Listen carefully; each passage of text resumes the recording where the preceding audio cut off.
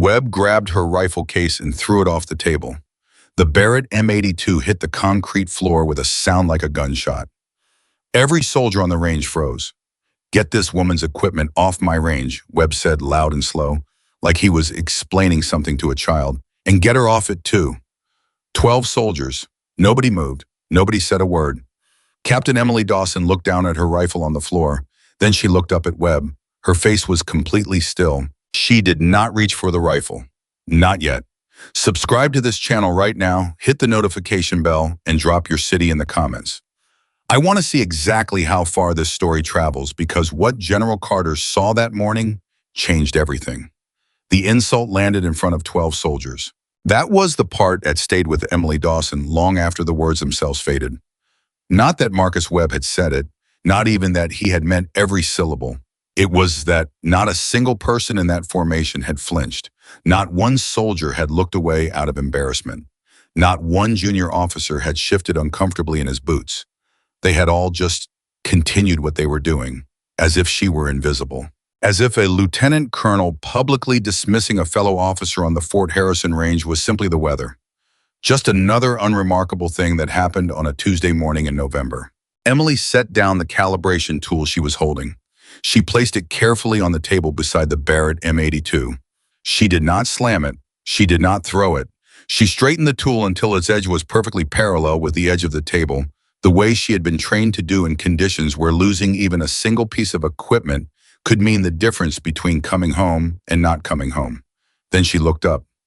Webb was already walking away. His boots hit the concrete floor of the range facility in that particular rhythm she had learned to recognize over 15 years of service, the heavy, self-important stride of a man who had never once questioned whether he deserved the authority he carried. She had met men like Webb before. She had served under men like Webb before.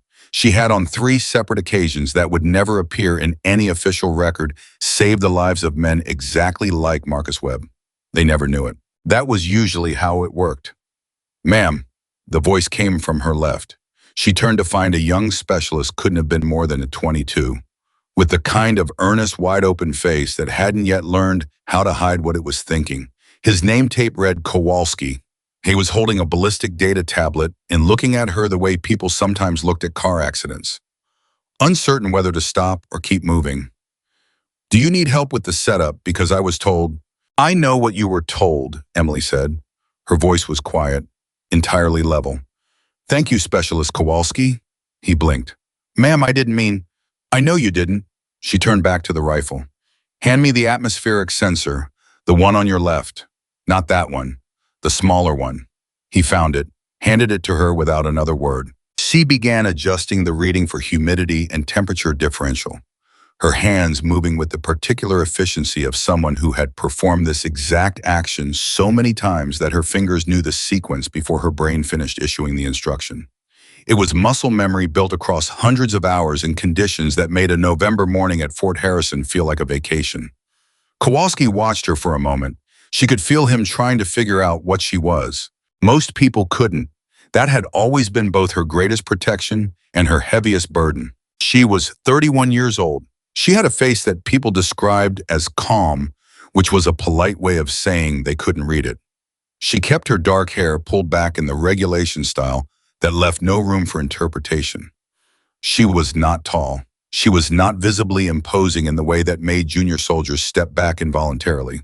She did not fill a doorframe. She did not make the ground seem to vibrate when she walked. She looked to everyone who did not know better like exactly what Marcus Webb had said she was.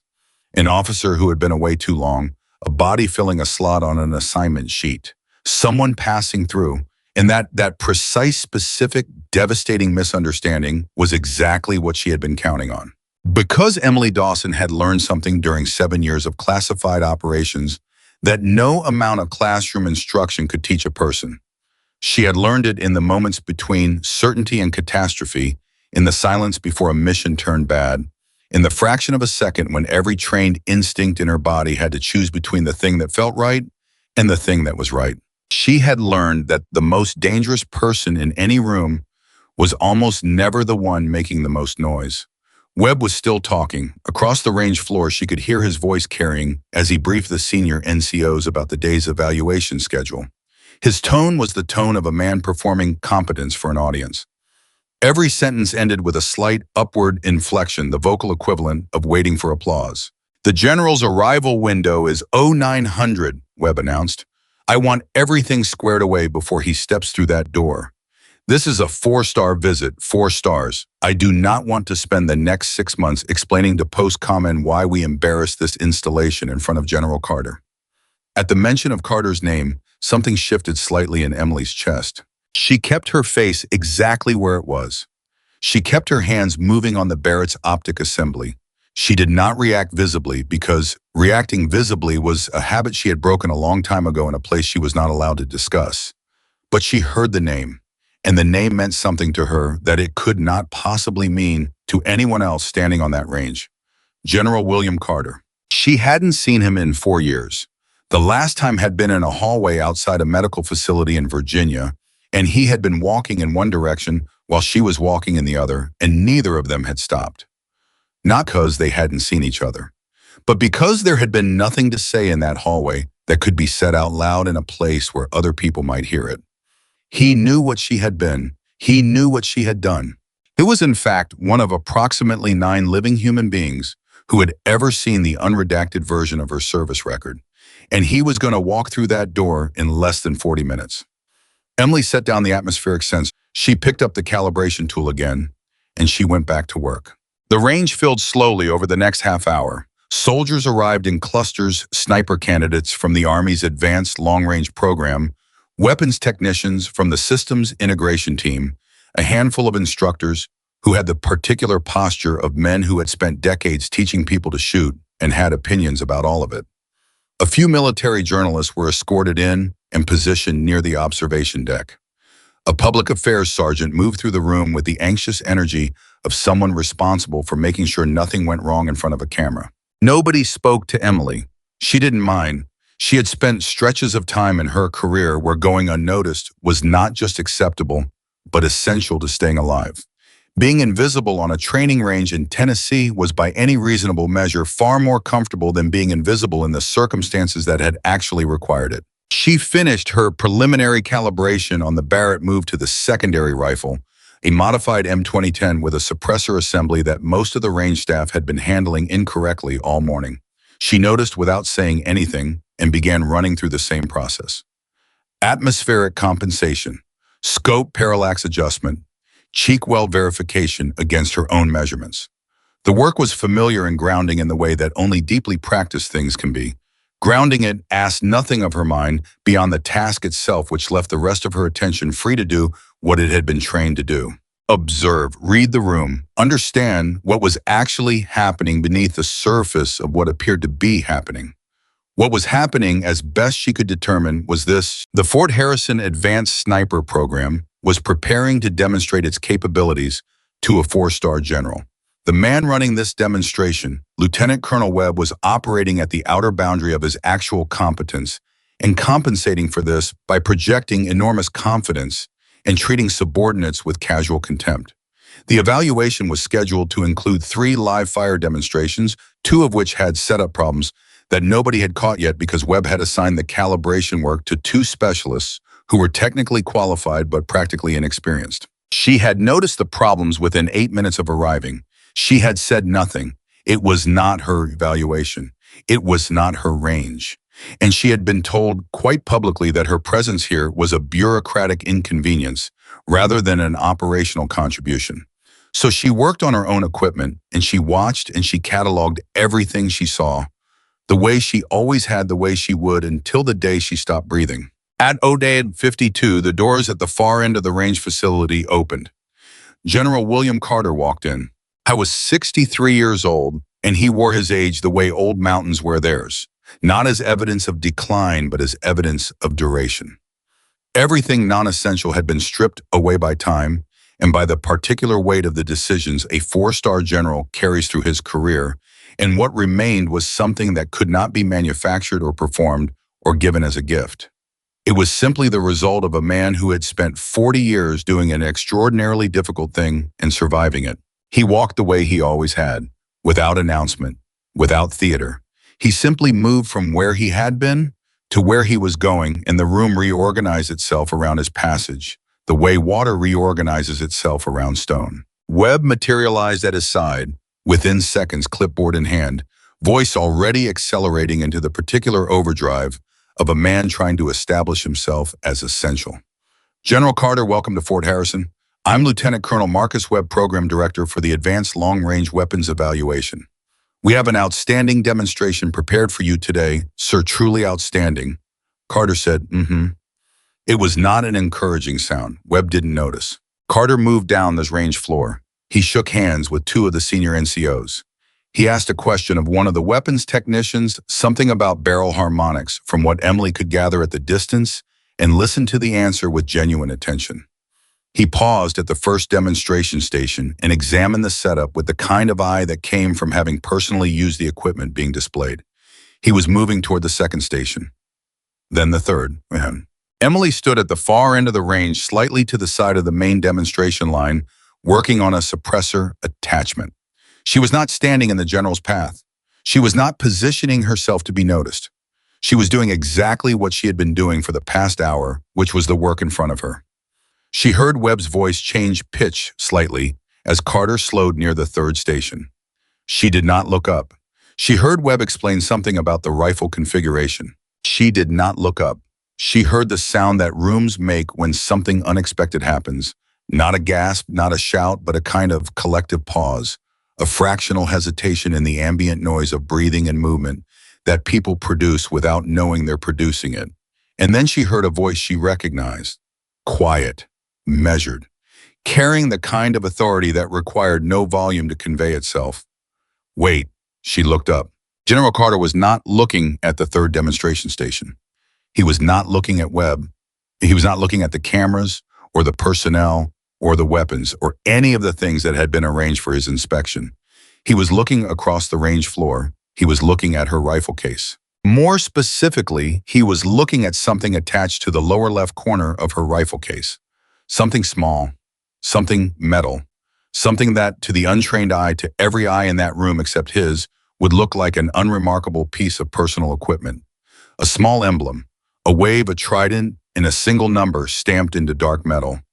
Carter's face did not change expression, but he stopped walking, and the entire room stopped with him. Webb looked from the general to the rifle case and back again. Sir, is there a problem with the— Give me a moment, Carter said. Webb closed his mouth. Carter began walking again.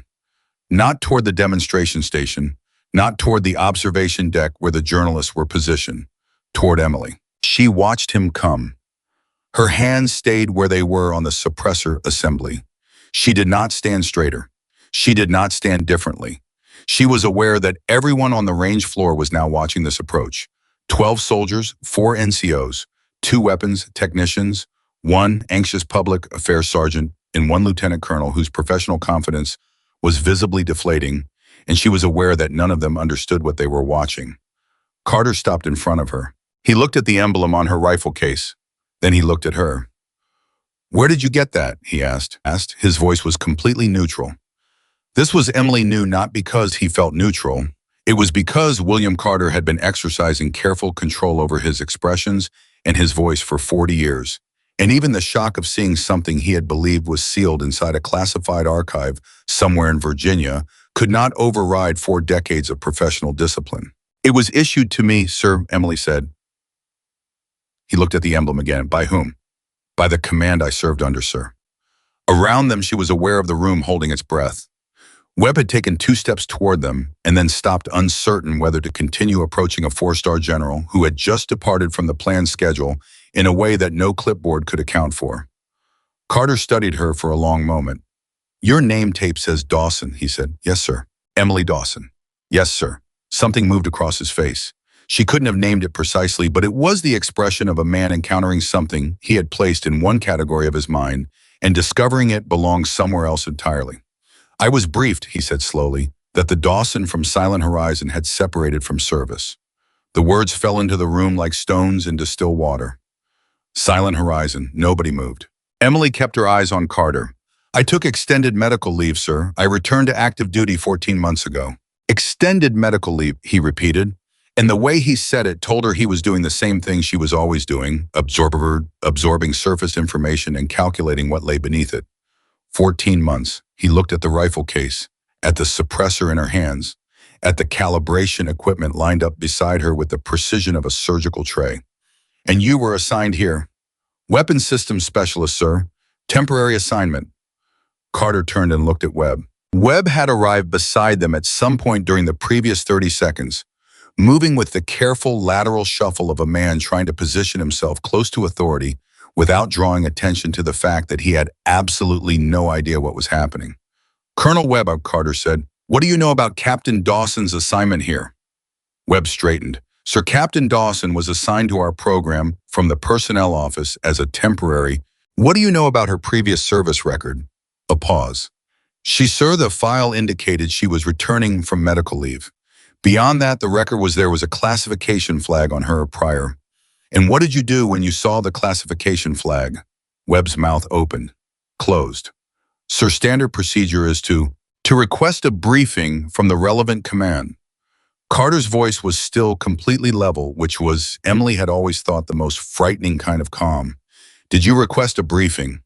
Sir, given the temporary nature of the bow, did you request a briefing? The silence this time was not the silence of a room holding its breath. It was the silence of a room that had stopped breathing entirely. No, sir, Webb said finally. Carter nodded one.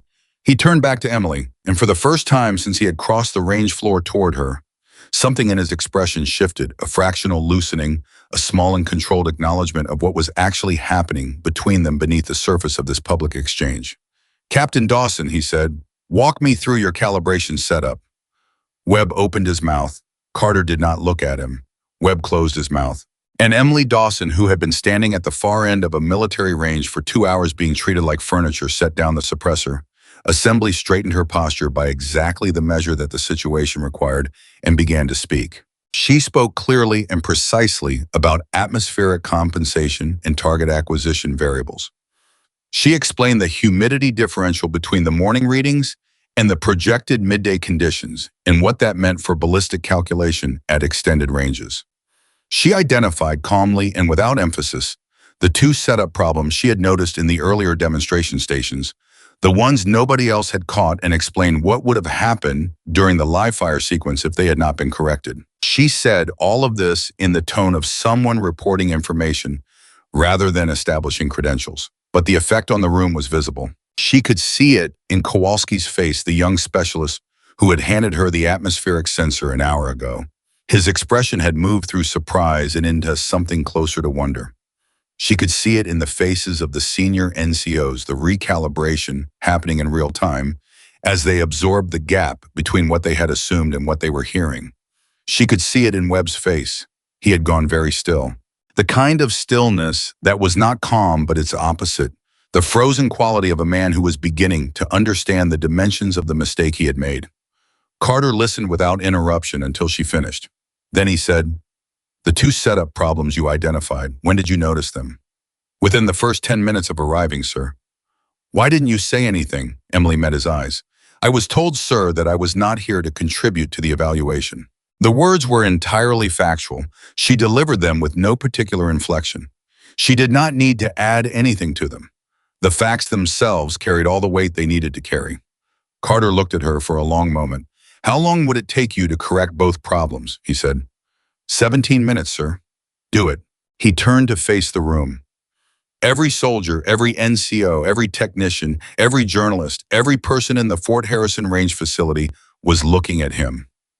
He let the silence hold for exactly as long as it needed to hold. And then he said something that would be repeated in varying forms by every person who had been standing there that morning for years afterward. When someone walks onto your range, he said, you find out who they are before you decide what they're not. I didn't say it loudly. He didn't say it with the theatrical weight of a speech. He said it the way he said everything, with the plain, unadorned authority of a man who had stopped needing to perform a long time ago. Webb said nothing. Nobody said anything. Emily picked up her calibration tool and she went to work. For the next 17 minutes, the range was quiet in a different way than it had been before. It was the quiet of people watching something they hadn't expected to see, processing it against the understanding they had arrived with. finding that the gap between those two things was larger than they'd imagined. She moved between the two stations efficiently. She didn't rush, she didn't perform. She made each adjustment with the same care she would have applied to equipment in a situation where a mistake meant something real, because that was the only way she knew how to work, as if it always meant something real. Kowalski followed her between stations, handing her tools when she needed them. He didn't speak until the end. "Ma'am," he said quietly when she was finishing the second set of adjustments. If those problems hadn't been caught, the first shot from Station 3 would have been 4 inches left at 500 meters, Emily said. It would have looked like shooter error. The program would have spent 2 days analyzing the wrong variable. Kowalski was quiet for a moment. "How did you see it that fast?" Emily straightened. She looked at the corrected setup. She thought about the dozens of times in her life when seeing something fast had not been a professional skill, but a survival requirement. When the difference between catching a detail and missing it had been measured not in demonstration scores, but in whether people she cared about came home. "Practice," she said. It wasn't the whole answer. It was the only part of the answer she could give. She gathered her tools. She carried them back to her position at the end of the range. She set them down in their proper order, and she resumed her work on the suppressor assembly. Across the range floor, she was aware that Carter was watching her, not with the attention of a general evaluating a performance, with the attention of a man who knew the person he was looking at and was trying to understand what the distance between who she had been and where she was standing now actually meant. She didn't look back. She had spent 4 years building a life that didn't require her to look back. But she was aware, with the particular awareness that her training had made impossible to turn off, that the morning was not finished, that the appearance of that emblem and Carter's recognition of it, and the questions that recognition had generated, all of it, had set something in motion that was not going to stop simply because she wanted it to. Things that had been quiet for a long time were becoming less quiet. And somewhere in the back of her mind, in the part of her brain that had been running continuous threat assessments since before she could remember, something was beginning to stir. Not fear, something older than fear and more specific. The recognition of a pattern.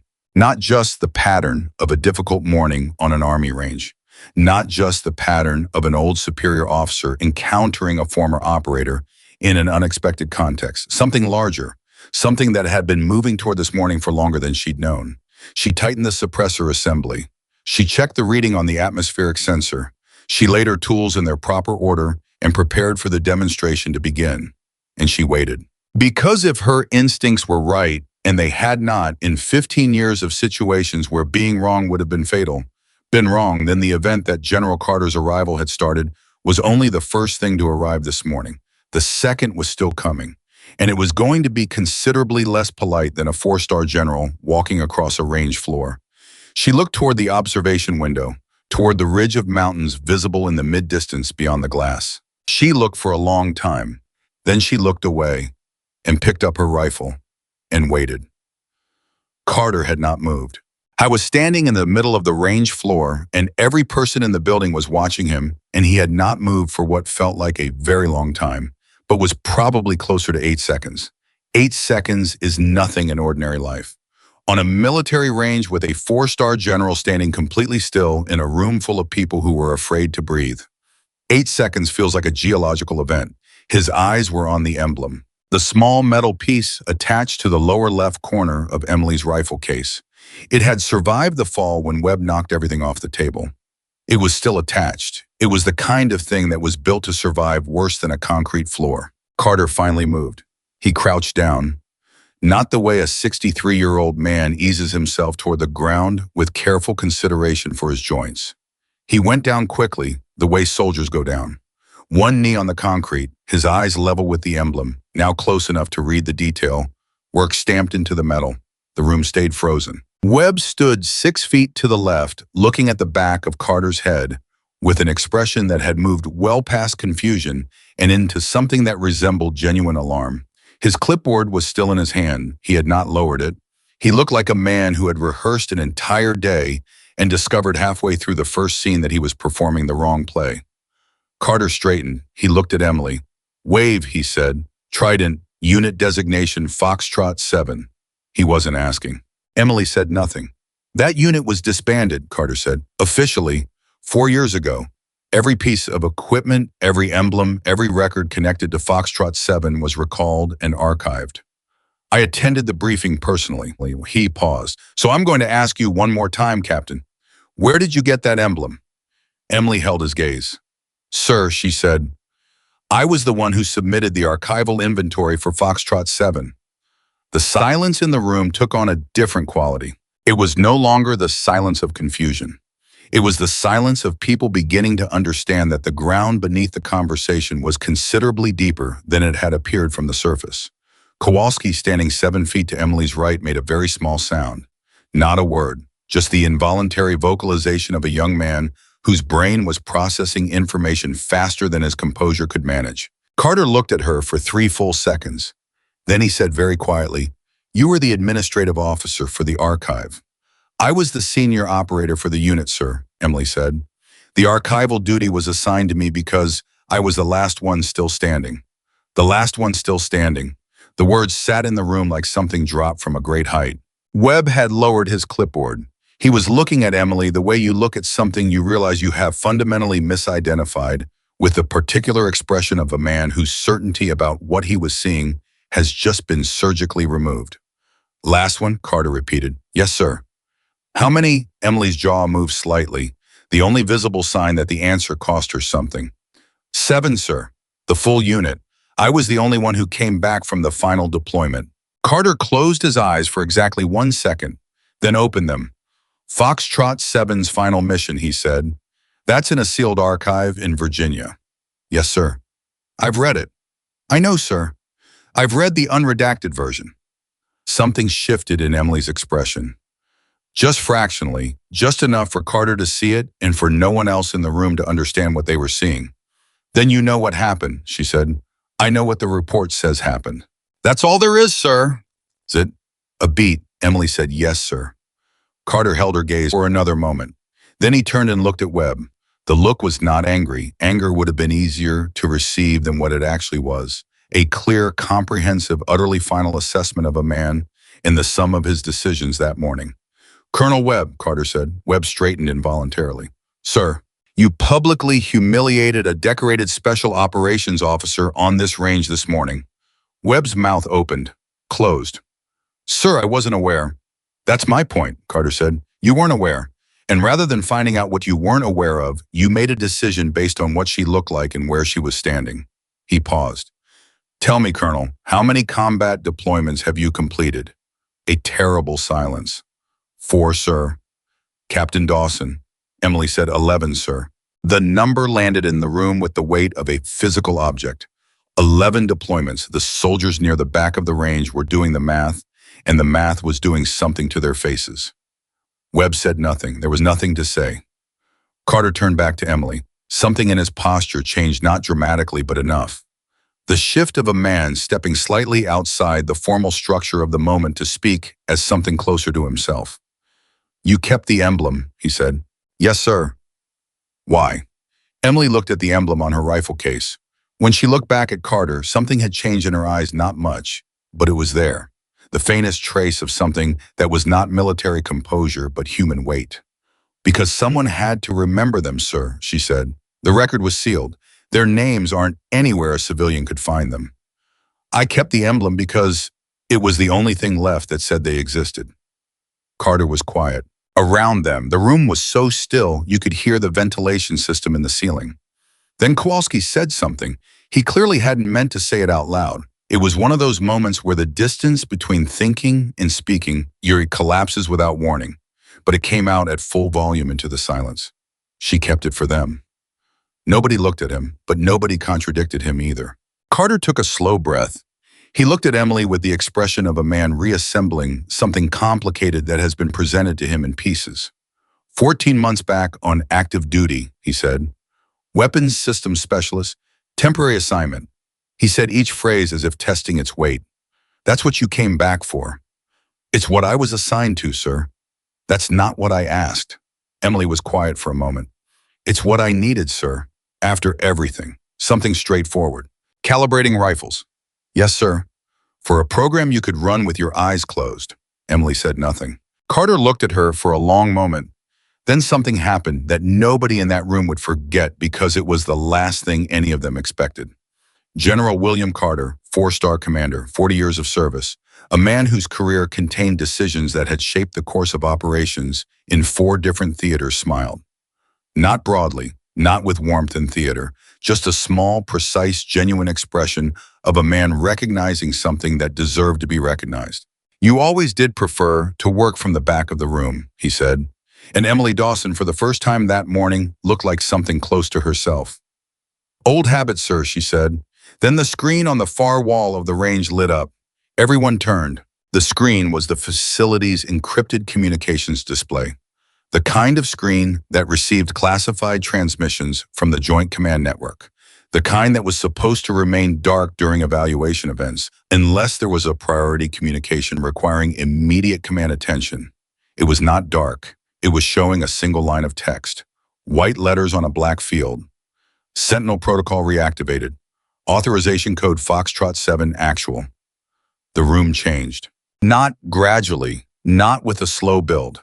The room changed the way a room changes when an alarm goes off instantaneously, completely, with the particular quality of an environment that has just reclassified itself from ordinary to something else. Webb moved toward the screen. What does that mean? What's Sentinel protocol? Carter was not looking at the screen. He was looking at Emily. And Emily was looking at the screen with an expression that had gone very still in a way that was completely different from her earlier stillness. The earlier stillness had been professional composure. This was something else. This was the stillness of a person who has just seen something that should not be possible. Sentinel protocol, Carter said quietly, is a reactivation sequence. It's the mechanism for bringing a classified unit back to operational status. He paused. It requires an authorization code from the unit's last active commanding officer. Webb turned. Who is Foxtrot 7's last active commanding officer? Nobody answered him because everyone who understood what they were looking at had already done the math. There was only one person in the room who could have authorized that code. Webb turned slowly and looked at Emily. Emily was still looking at the screen. "Captain Dawson," Carter said. His voice was careful now, precise. "Did you send that authorization?" "No, sir," Emily said. "Are you certain?" "I've been standing in this room for 2 hours, sir." "Then who?" "Someone who has my code," Emily said. She turned away from the screen and looked directly at Carter. Her voice was completely level, but her eyes were doing something that Carter recognized and that nobody else in the room had enough context to understand. They were running calculations. Fast ones. "Sir, my authorization code for Foxtrot 7 was classified above top secret. There are 4 people in the world who have access to it." She paused. "You are one of them." The silence had a different texture now. Carter said very quietly, "I didn't send it." "I know," Emily said. "I can tell." "How?" "Because if you had sent it, sir, you wouldn't look like this." Carter looked like a man who had just walked into a room and discovered it contained something he had believed was safely locked away. "That leaves 2 others," he said. "One," Emily said. "The second is dead. He died in the same operation that closed the unit. His name was Chief Petty Officer Daniel Reyes. He was the first one we lost." Another weight added to the room. "So there is one person," Carter said. "Yes, sir." "Who?" Emily's jaw tightened. "Commander Raymond Hollis. He was the program oversight officer for Foxtrot 7, civilian contractor. He left government service approximately 3 years ago." She paused. "I was told he left government service." The way she said it made clear what she thought about that. Webb said, "Should I contact base security if there's been a breach?" "No," Emily said. Webb looked at her. "Captain, I don't think you're in a position to—" "Think about what you just said," Emily said, turning to face him for the first time since Carter's arrival. Her voice was not harsh. It was not raised. It was the specific tone of someone explaining something to a person who was about to make a dangerous mistake. Someone just used a classified code that is known to 4 people in the world to reactivate a unit that officially does not exist. They did it on the encrypted command network of this facility. On the morning of a 4-star evaluation, while the one person connected to that unit was standing in this room. She let that sit for 1 second. If you contact base security through the standard network, you are broadcasting to whoever is watching that we know the protocol was activated. You are telling them we're responding. You are handing them the timeline. Webb stared at her. Then he looked at Carter. Carter was watching Emily with an expression of focused attention. You think someone is watching the base response, he said. I think someone sent that code specifically to see what we would do when we saw it, Emily said. I think the activation is a test, or a trigger. She paused. Or both. A trigger for what? Carter said. That depends on what Raymond Hollis wants, Emily said. And I've spent 4 years not thinking about Raymond Hollis, so I'm working from old data. What does the old data say? Emily looked at him steadily. That he never did anything without a reason, and that his reasons were never as simple as they appeared. Carter was quiet for a moment. The room was quiet. Then he said something that shifted everything. When Foxtrot 7's final mission was debriefed, Hollis was the one who wrote the closure report. He was the one who classified it. He was the one who recommended the unit be officially disbanded. Yes, sir.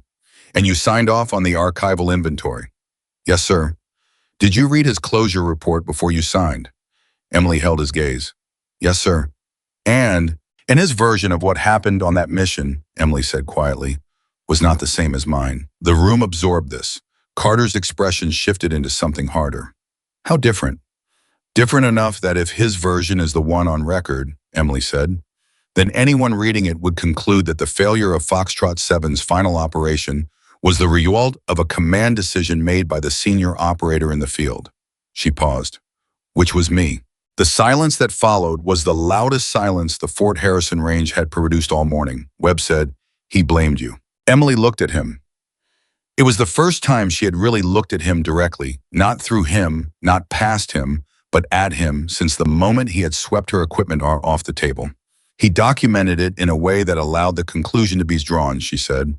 There's a difference. It's a small difference, but in classified reporting, small differences carry a great deal of weight. Why would he do that? Webb said.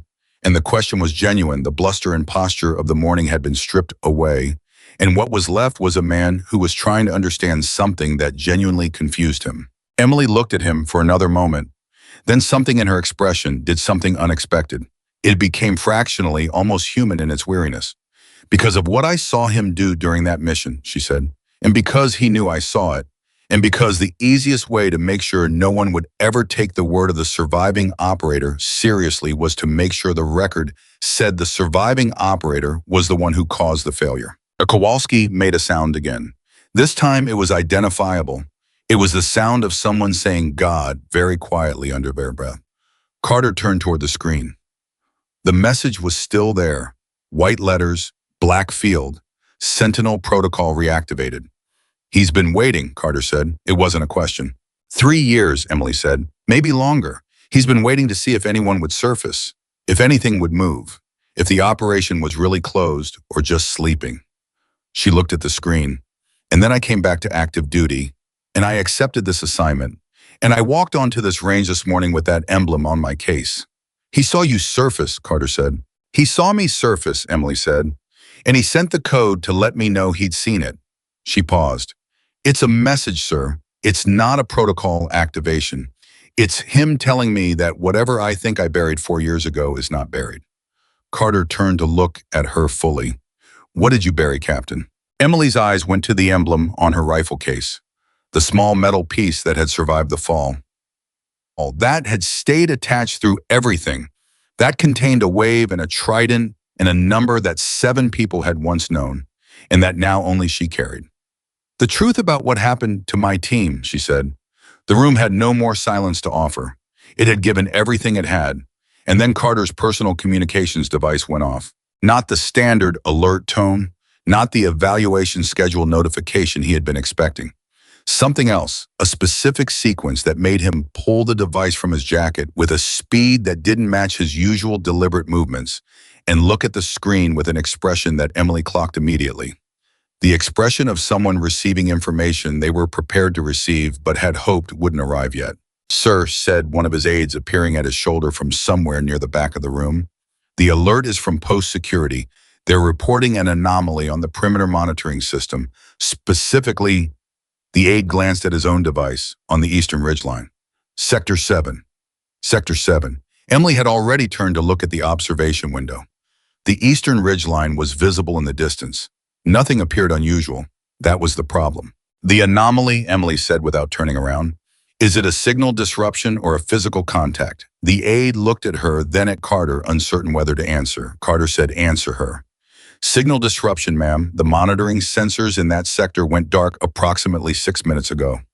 Emily turned around. 6 minutes ago, she said, right around the time the Sentinel code appeared on screen.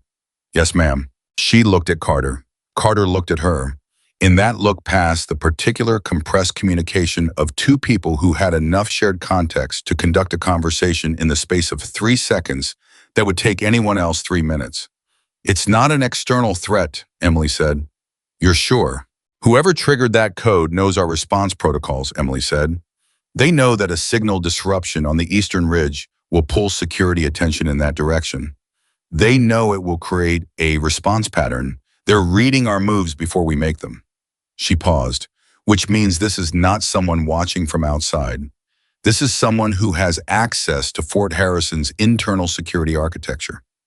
Webb said very carefully, are you saying there's someone inside this base? I'm saying, Emily said, that Raymond Hollis spent 3 years in government contract work that included systems security consulting for military installations. She let that sentence finish itself. Webb's face went through several expressions in quick succession. Carter's aide was already moving toward the door device at his ear, speaking in the low, urgent tone of someone initiating a security response through a channel that was not the standard network. Carter said, what do you need? Emily looked at him. It was a simple question. It was the question a commander asks an operator. Not what do you think, not what's your assessment, not what would you recommend, what do you need? It was the language of trust, and it had a specific weight that Emily felt in her chest, the way you feel things that matter. She hadn't heard someone ask her that question in 4 years. She said, I need to see the security architecture map for this facility. I need the communication logs for the encrypted network going back 72 hours. And I need someone to quietly check whether any civilian contractor badges have been issued in the last 30 days for access to the post-communication infrastructure. Carter looked at his aide. The aide was already writing. And Webb, Carter said. Webb straightened. The evaluation is postponed, Carter said. Clear the non-essential personnel from this range. Tell them there's a scheduling change. Don't tell them anything else. Sir. And Colonel Carter said whatever you said to Captain Dawson this morning when you thought she was just another officer passing through. He paused. I suggest you think about that for a while. Webb said nothing. He turned and began moving people toward the door. Emily watched the room clear. She watched Kowalski hesitate near the door, looking back at her with that open, earnest face, and she gave him a small nod that meant go, which he understood and acted on. She looked at the screen. The message was still there. Sentinel protocol reactivated. Authorization code Foxtrot 7, Arson. Actual.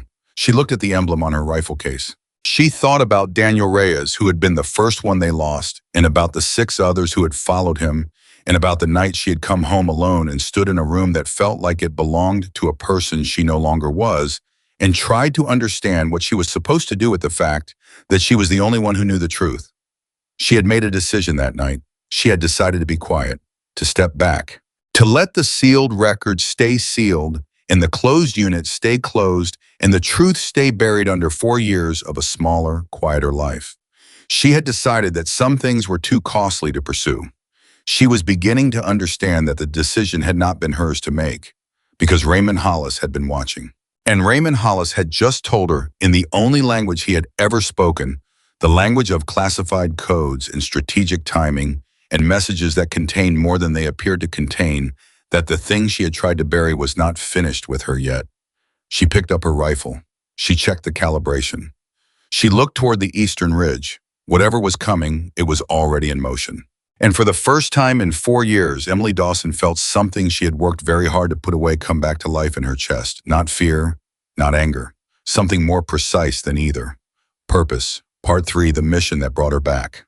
The security architecture map arrived 11 minutes after Carter made the request. 11 minutes was fast. Faster than standard protocol allowed, for which told Emily that Carter had contacts inside Fort Harrison's command infrastructure, who understood that when a four-star general said he needed something, the word standard became flexible. The map came printed on a single sheet hand-carried by a staff sergeant who knocked twice on the range facility's side door and passed it through without making eye contact with anyone. Carter spread it on the nearest table. Emily stood beside him and looked at it for approximately 4 seconds. There, she said. Carter looked where she was pointing, the communication relay node on the northern perimeter. It's the only point in this facility's architecture where someone with contractor-level access could bridge the encrypted network and the external monitoring grid simultaneously, Emily said. Everything Hollis did this morning, the Sentinel code, the sensor disruption on the eastern ridge, both of those came through that node, or they came through something connected to it. Carter looked at the map. The eastern ridge disruption was a diversion. Yes, sir. While security attention moves east, the actual access point is north. Emily straightened. He's done this before. Different installation, different architecture, same basic principle. He used a lateral access strategy during the second Foxtrot 7 deployment to test whether our communications security had been compromised. She paused. I'm the only one who would recognize the pattern. Because you were there. Because I was the one who caught it the first time, Emily said. He knows that, which means he knew that if he used the same pattern here, I would see it. Which means he wants you to find it, Carter said. He's leading me somewhere, Emily said. The question is where. Carter looked at her, and whether you're willing to follow. Emily was quiet for the moment. Outside, they could hear the distant sound of the base reorganizing itself, security teams moving vehicles, repositioning the machinery of a military installation, responding to something it didn't fully understand yet. Sir, she said, Raymond Hollis has a classified record that says, I caused the deaths of 6 operators. As long as that record exists and stays sealed, I can't challenge it. I can't correct it. The people who died on that mission are in a file somewhere with the wrong story attached to their names. She paused. So yes, I'm willing to follow. Carter held her gaze. Then he said, I need to tell you something. Something that wasn't in the briefing I received when Foxtrot 7 was disbanded. Emily waited. 3 months ago, Carter said, a congressional oversight committee began a classified review of contractor activities during a specific window of special operations deployments. The window includes the period when Foxtrot 7 was active. He paused. Raymond Hollis was contacted as part of that review. He was asked to provide documentation. Emily felt something cold move through her chest. What documentation? His original field reports from the Foxtrot 7 deployments, Carter said. Not the closure report, the field reports, the ones written in real time during the missions. Those reports, Emily said carefully, would contradict his closure report. Yes, Carter said, they would. Because the field reports are what actually happened, Emily said, and the closure report is what he needed to have happened. Which means Carter said that Raymond Hollis is currently facing a situation where 2 conflicting sets of documents with his name on them are about to be reviewed by the same committee. He let that sit. And the only person who can verify which version is accurate is you. Emily closed her eyes for exactly 1 second. When she opened them, she said, he's not trying to bury me, he's trying to control me. He activated Sentinel protocol to force a response, to get me moving, to see what I do when I know he's watching. She turned and looked at the communication relay node marked on the map. He wants to know if I'll talk to the committee. Will you? Carter said. I've been trying to stay quiet for 4 years, sir, Emily said. I came back to active duty because I thought quiet was still possible. I took the most unremarkable assignment I could find because I thought if I stayed small enough, this would stay buried. She picked up the emblem from her rifle case and held it in her hand. The metal was cold. The detail work pressed against her palm the way it had pressed against it 1,000 times before in 1,000 different quiet moments when she needed to remember why she had come back at all. 6 people died on that mission, she said. 6 people who trusted me.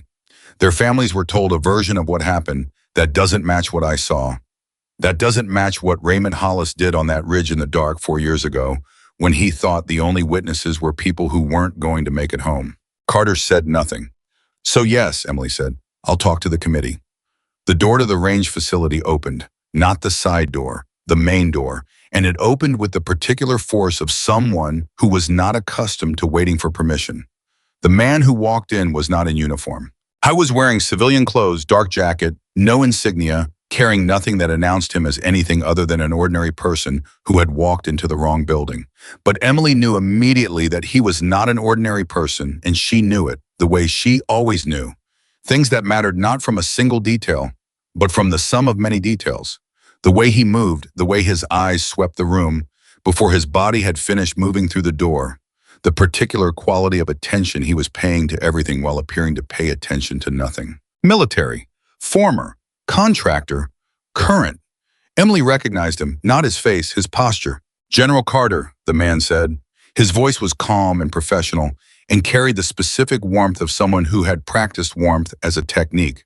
I apologize for the interruption. My name is Alan Morrow. I'm with Viridian Systems Group.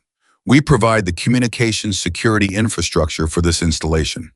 He paused, his eyes moving to Emily for exactly the length of time required to complete a threat assessment. I was told there was an anomaly in the network. I'm here to help resolve it.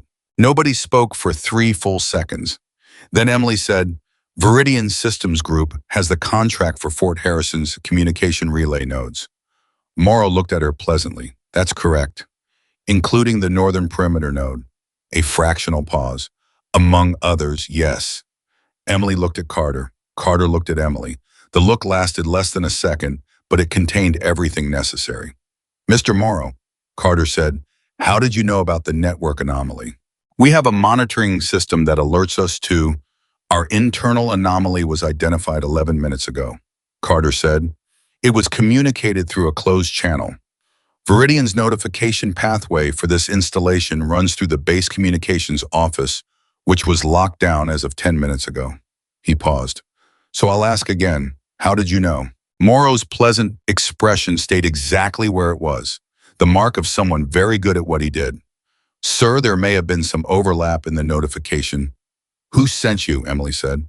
Morrow looked at her. This time the assessment was less brief. He was recalibrating. She could see it. She had seen it before in people who were very good and had just encountered something they hadn't fully accounted for. I'm sorry, I don't think I caught your name. You caught it, Emily said.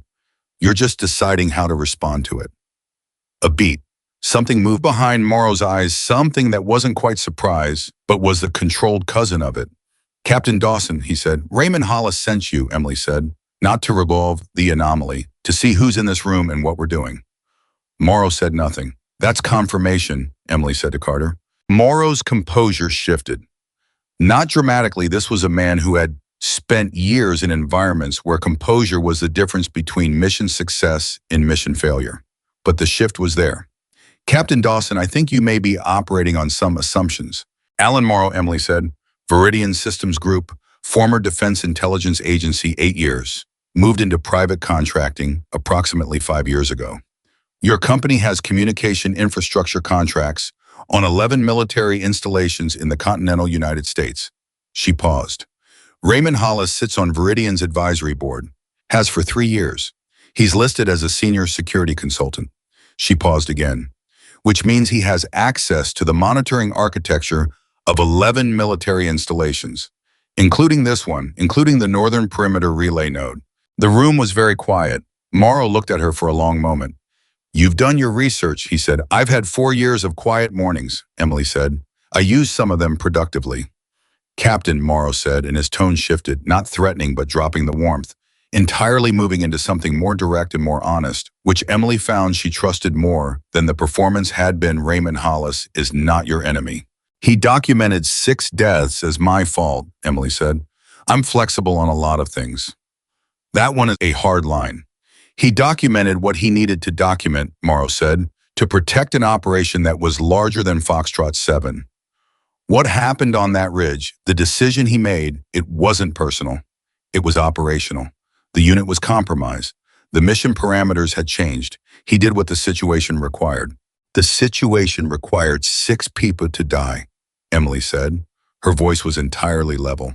And then it required him to make sure that if anyone ever asked questions, those 6 people died because of me. Captain, what did Hollis do on that ridge? Carter said. Morrow looked at him. I've read the closure report, Carter said. I've read Hollis's version. Now I want to know what Captain Dawson saw. And since you seem to know more than you should about this operation, I'm going to guess you know the answer to that question. Morrow was quiet for a long moment. He looked at Emily. Something in his expression moved towards something that wasn't quite sympathy, but was in the same neighborhood. He called in a strike, Emily said. Her voice hadn't changed. It was still level, still controlled, but it cost her something to say it. Carter could see that, and he let her take the time it took. On a position he knew contained two of our operators. We had lost communication with Martinez and Reyes. They were alive. I had a position confirmation on both of them. Hollis knew that. He ordered the strike anyway because holding the position had become a liability to a separate operation we didn't have clearance to know about. She paused. He killed two of my people to protect an asset none of us had ever been told existed. And then he wrote a report that said the communication failure was my error and the strike was a consequence of my command decision. Morrow closed his eyes briefly. He killed them, Carter said. He made a call, Morrow said. A call that people in his position have to make. It was wrong. I'm not saying it wasn't wrong, but it was the kind of wrong that happens in classified operations when the picture is bigger than any single unit can see. Martinez had a daughter, Emily said, 7 months old when he deployed. She's 4 now. Her name is Sophia. She has a file somewhere that says her father died because of a command error made by a superior officer. The superior officer was me. Emily set the emblem down on the table very carefully and looked at Morrow. I want that file corrected. If you pursue this, Morrow said, you expose an operation that has implications that go beyond what happened to Foxtrot 7. People who are currently active, assets that are currently operational. Hollis didn't come to you 4 years ago, and he's not coming to you now to threaten you. He's trying to manage the exposure. By activating Sentinel protocol on a military installation during a 4-star evaluation, Carter said. By getting her attention, Morrow said. By reminding her that he knows where she is and what she's doing. By making it clear that if she talks to the committee, he will respond. With what? Emily said. Morrow looked at her steadily. With the full classified record, including the parts that have your name on them. His version of the record, Emily said. The version that exists, Morrow said. Captain, I'm not your enemy either. I'm telling you what the landscape looks like. Hollis has been in this business long enough to know how to make a story stick. His version has been in that archive for 4 years. Yours hasn't. Mine hasn't, Emily said, because I was trying to stay quiet. I know. And now he's made quiet impossible. Morrow said nothing. Emily picked up the emblem again. She held it in her closed hand. Tell me something, she said. The Congressional Review. When Hollis was contacted about providing his field reports, did he provide them? Morrow's expression answered the question before his words did. He submitted a partial response. Certain documents were cited as classified at a level above the committee's current clearance. He's stalling, Carter said. He's buying time, Emily said. Because if the committee gets his field reports, the actual field reports written in real time, before he had the opportunity to construct a narrative, the discrepancy between those reports and the closure report becomes visible. She looked at Carter. He needs me to stay quiet long enough for him to reclassify everything at a level where no committee can reach it. He sent the Sentinel code to tell me that. He sent Morrow to tell me that. She turned back to Morrow. How long does he have before the committee escalates its clearance request? Morrow was quiet. Mr. Morrow, Carter said. How long? 14 days, Morrow said quietly. The committee's next session is in 14 days. If they don't respond by then, they will request an emergency clearance elevation. At that level, Hollis cannot block them. 14 days, Emily said. He needs you quiet for 14 days, Morrow said. That's all he's asking. He's asking me to let 6 people stay in a file with the wrong story, Emily said. For 14 more days, after 4 years. Captain. No, Emily said. The word was simple and absolute. It contained no anger, no performance, no escalation. It was just a word that meant a door had closed. No, tell him no. Morrow looked at her for a long moment. Then he looked at Carter. He seemed to be calculating something, the kind of calculation that involves weighing what you were sent to accomplish against what you are actually capable of accomplishing. If he has to escalate, Morrow said it won't be just the record. He will use everything available to him. I know, Emily said. He has resources you're not accounting for. I know, Emily said again. Captain Dawson. Morrow's voice shifted one more time, and this time what came through was something that wasn't performance or strategy or professional neutrality. It was something closer to genuine. I've read your actual service record, not Hollis's version, the real one, the parts that exist at the level above what he could touch. You were one of the best operators this country has produced in 20 years. He paused. Don't spend that on a fight you might not be able to win. Emily looked at him. My team was one of the best this country produced, she said. Every one of them. Martinez, Reyes, Chen, Ortega, Park, Warren. She said each name carefully the way you say names that you have been carrying for 4 years in a place too deep to show. They deserve better than what Hollis gave them. They deserve better than 4 years of the wrong story. And their families deserve better than a sealed file with a lie in it. She held Morrow's gaze. So tell him whatever you need to tell him, but tell him I am going to talk to that committee. Morrow held her gaze for 3 more seconds. Then he nodded once. I'll tell him, he said. He walked to the door. He stopped with his hand on the frame and turned back. For what it's worth, he said, and for the first time since he had walked in, he sounded like he meant what he was saying entirely. Martinez knew, in the field before the strike, he knew what was happening, and he made a decision about how to face it. He paused. He wasn't afraid. I thought you should know that. The door closed behind him. The room was very quiet. Emily stood with the emblem in her hand and her eyes on the closed door, and the particular stillness of someone absorbing information that changes the shape of something they have been carrying. Kowalski, who had returned to the range at some point during the past several minutes and had been standing near the back wall with the frozen expression of someone watching something they had not been cleared to watch, but couldn't bring themselves to leave, said very quietly, he knew more. Emily didn't answer immediately. Then she said, Martinez was the best operator I ever served with. Of course he knew. Carter was quiet for a moment. Then he said, Emily. It was the first time he had used her name, not Captain, not Dawson, her name. And the way he said it carried the weight of everything they had not said to each other in that hallway in Virginia 4 years ago, when they had walked past each other in opposite directions and both kept moving. She looked at him. We're going to need more than your testimony to the committee, he said. If Hollis escalates and uses the record against you, the committee needs corroborating documentation, something that exists outside the channels he can touch. He paused. Is there anything like that? Emily was quiet for a long moment. There is one thing, she said. Carter waited. Before the final deployment, Emily said, I submitted a personal operational log. Every operator on Foxtrot 7 was required to maintain one. It was a redundancy measure in case the official reporting was compromised. The personal logs provided an independent record. The logs were supposed to be submitted to the unit's archive. She paused. I submitted mine, but I also kept a copy. Carter went very still. Where? Somewhere that is not in any system Raymond Hollis has access to, Emily said. Somewhere I put it 4 years ago and haven't touched since, because I told myself the situation would never require me to use it. The situation requires it, Carter said. Yes, Emily said. It does. She looked at the emblem one more time. Then she placed it back on her rifle case. She secured the case latch and stood up straight and looked at Carter with the expression of a woman who has just made a decision she cannot unmake. There's something else, she said. Carter waited. Morrow said Hollis made a call to protect a separate operation, Emily said. An operation Foxtrot 7 didn't have clearance to know about. He killed 2 of my people to protect an asset. She paused. I need to know what that asset was, because if that operation is still running, and if the committee's review gets close enough to it, Hollis is not going to stop at using the record against me. What are you saying? I'm saying, Emily said carefully, that a man who ordered a strike on his own operators to protect an asset is a man who has decided that operational security is worth any cost. She held Carter's gaze. And I walked onto this range this morning. I'm in this building. I'm the person who can unravel his entire constructed narrative.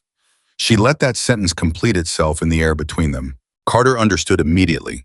She could see it in the change of his posture, the slight forward shift, the particular quality of attention that meant he had moved from processing information to responding to a threat assessment. You think he'll escalate beyond the record, Carter said. I think a man who has spent 4 years carefully managing a lie is not going to let 14 days in a congressional committee undo it without using every tool available to him, Emily said. And I think Alan Morrow came into this room to tell me that. Not as a threat, as a warning. Carter was quiet. The Eastern Ridge sensor disruption, Emily said.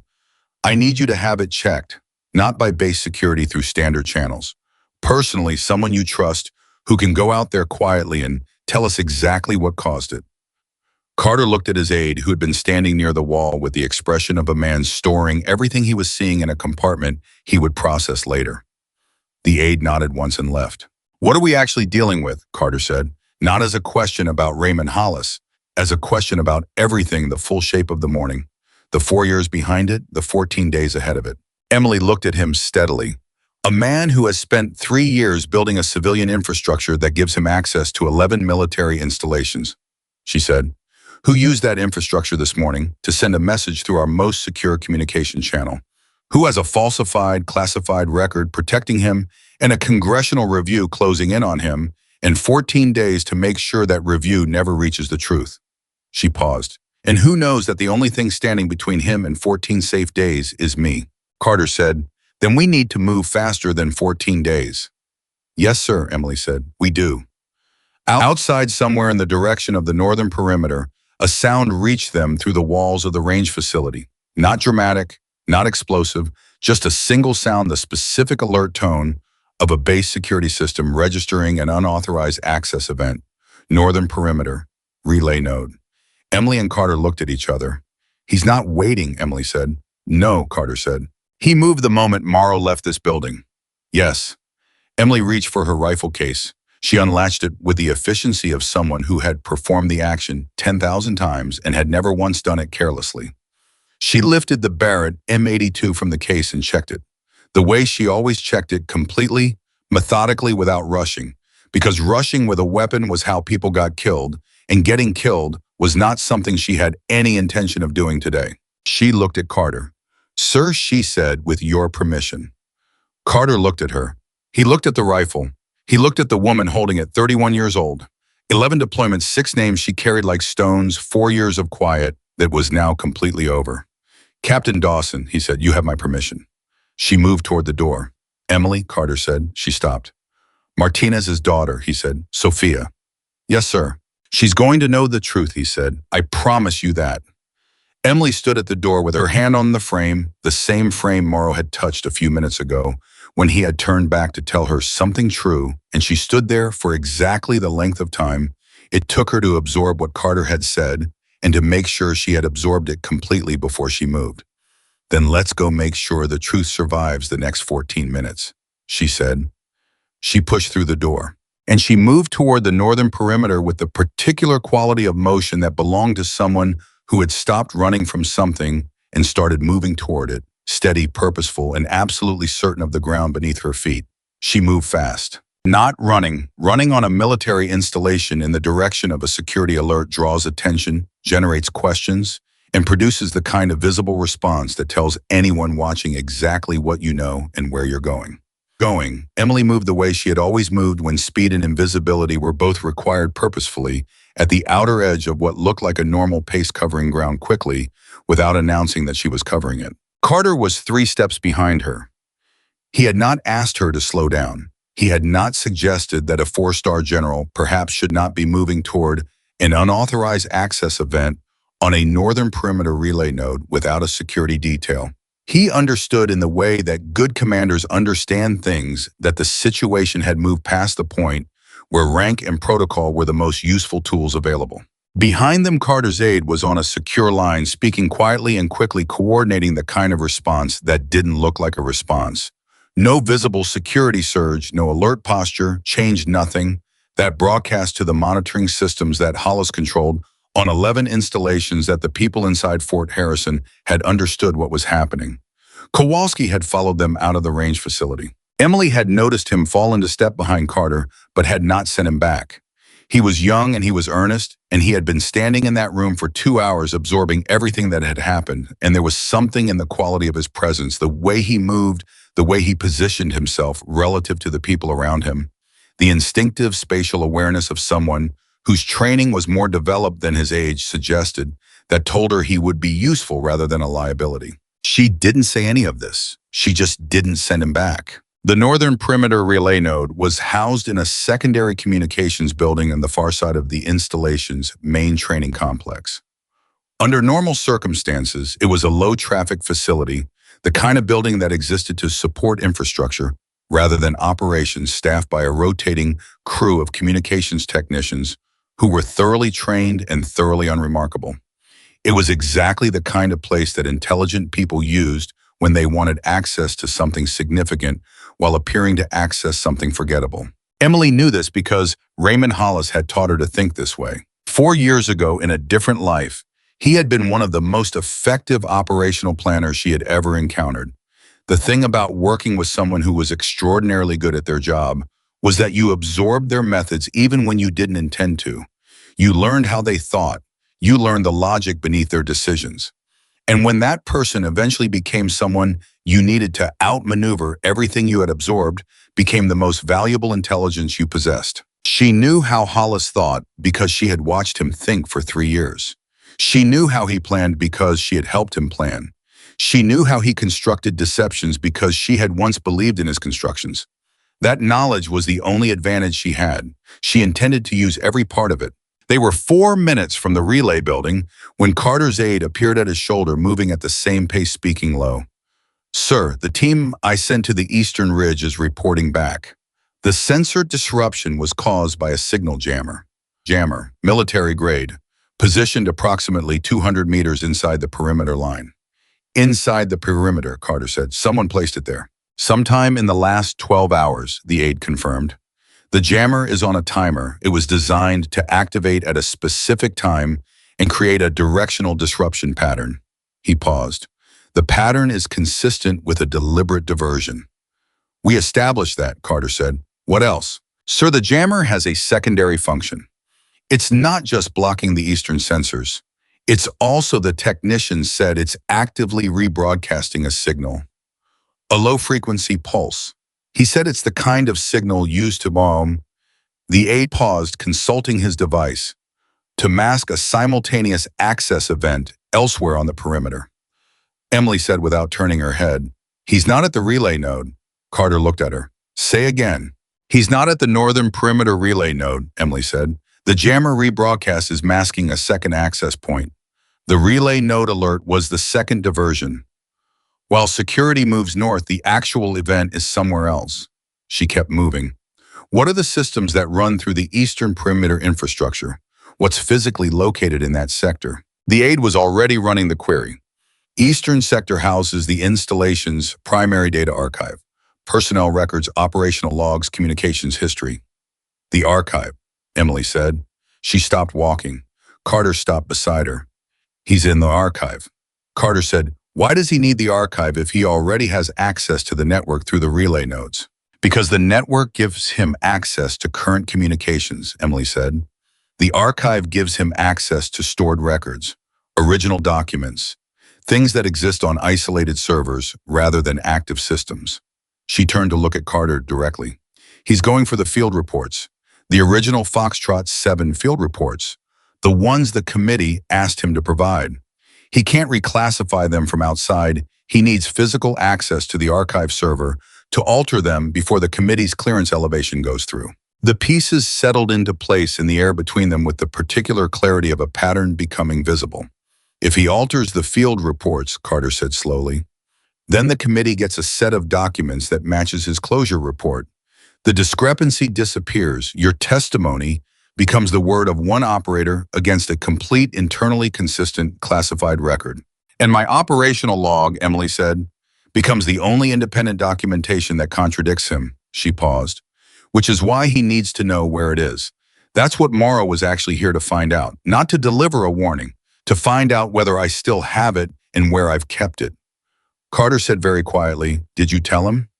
"I told him it exists," Emily said. "I didn't tell him where." "Where is it?" She looked at him. "Somewhere he can't reach it in the next 14 minutes, she said. "But I need to get to that archive before he finishes what he's doing. If he alters those field reports, the log is still evidence, but it becomes my word against a complete system. If I can get to the archive and preserve the original documents, timestamp, them create an independent copy through a channel he can't touch, then the committee has 2 sets of documentation to compare. And the discrepancy becomes undeniable," Carter said. "Yes." Carter turned to his aide. Get me a secure line to the archive facility. Don't use the base communications network. Use the command channel, my personal encryption. He turned back to Emily. How long does he need to complete an alteration of that magnitude? If he has direct server access and he knows exactly what he's looking for. Emily said 20 minutes, maybe less. He's done this before, not here, but the method is familiar. Carter looked at his watch.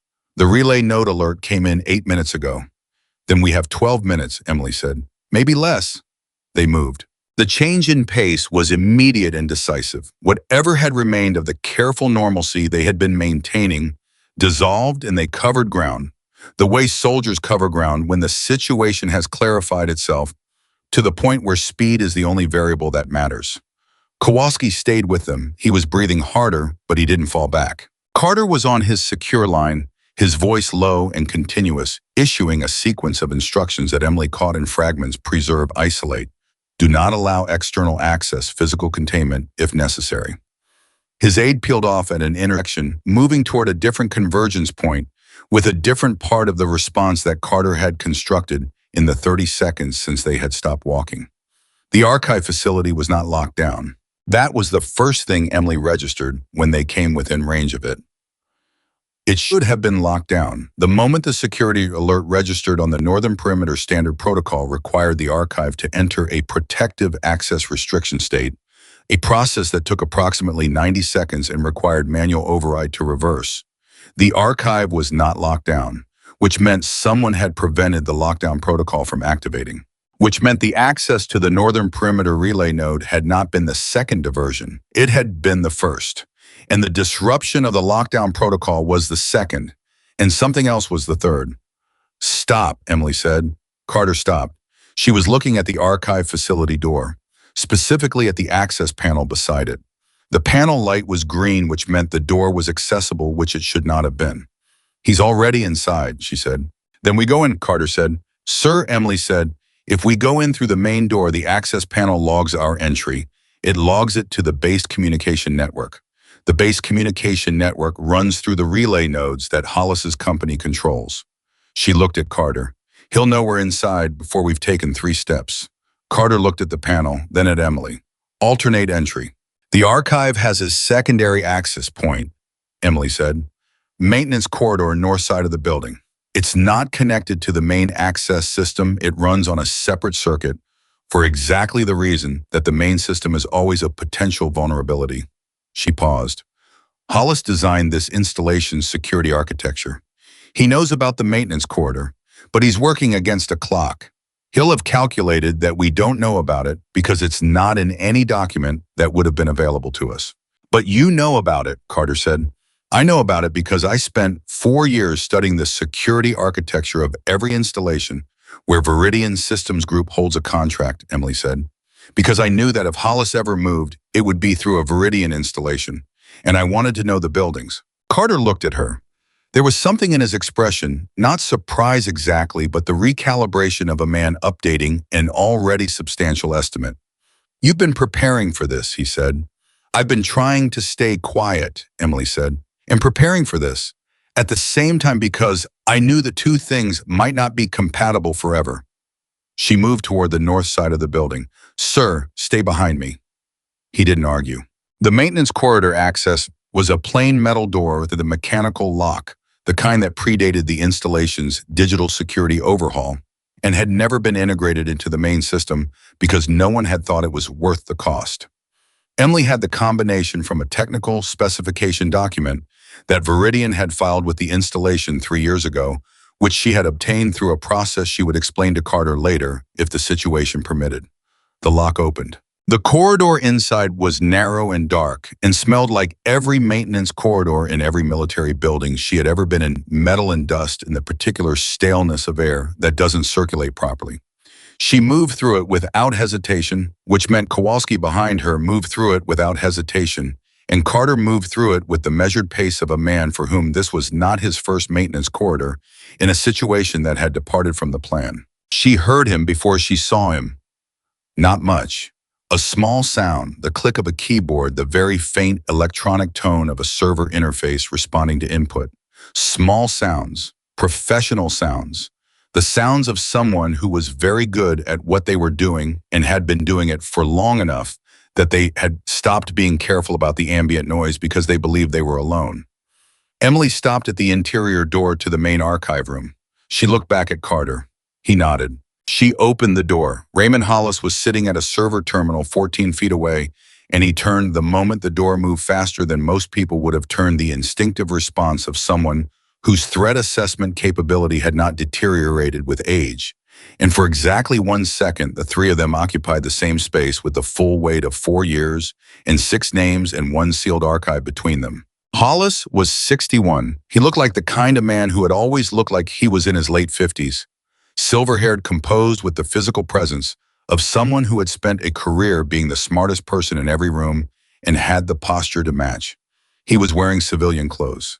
He looked like he belonged there. He looked like he always looked calm, measured, and entirely in control of whatever situation he found himself in. Except his hands, Emily noticed, had stopped moving on the keyboard. That was new. In 3 years of working with Raymond Hollis, she had never once seen his hands stop in the middle of a task. Emily, he said, his voice was exactly as she remembered it. Reasonable, warm, the voice of a man explaining something unfortunate but necessary. Step away from the terminal, she said. I'd like to step away from the terminal, Raymond. He looked at Carter. Something moved across his face, a fractional reassessment. General Carter, I wasn't expecting you to be personally involved in this. Step away from the terminal, Mr. Hollis, Carter said.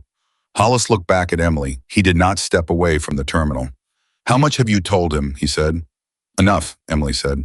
Have you told him about the asset? Hollis said. The operation we were protecting.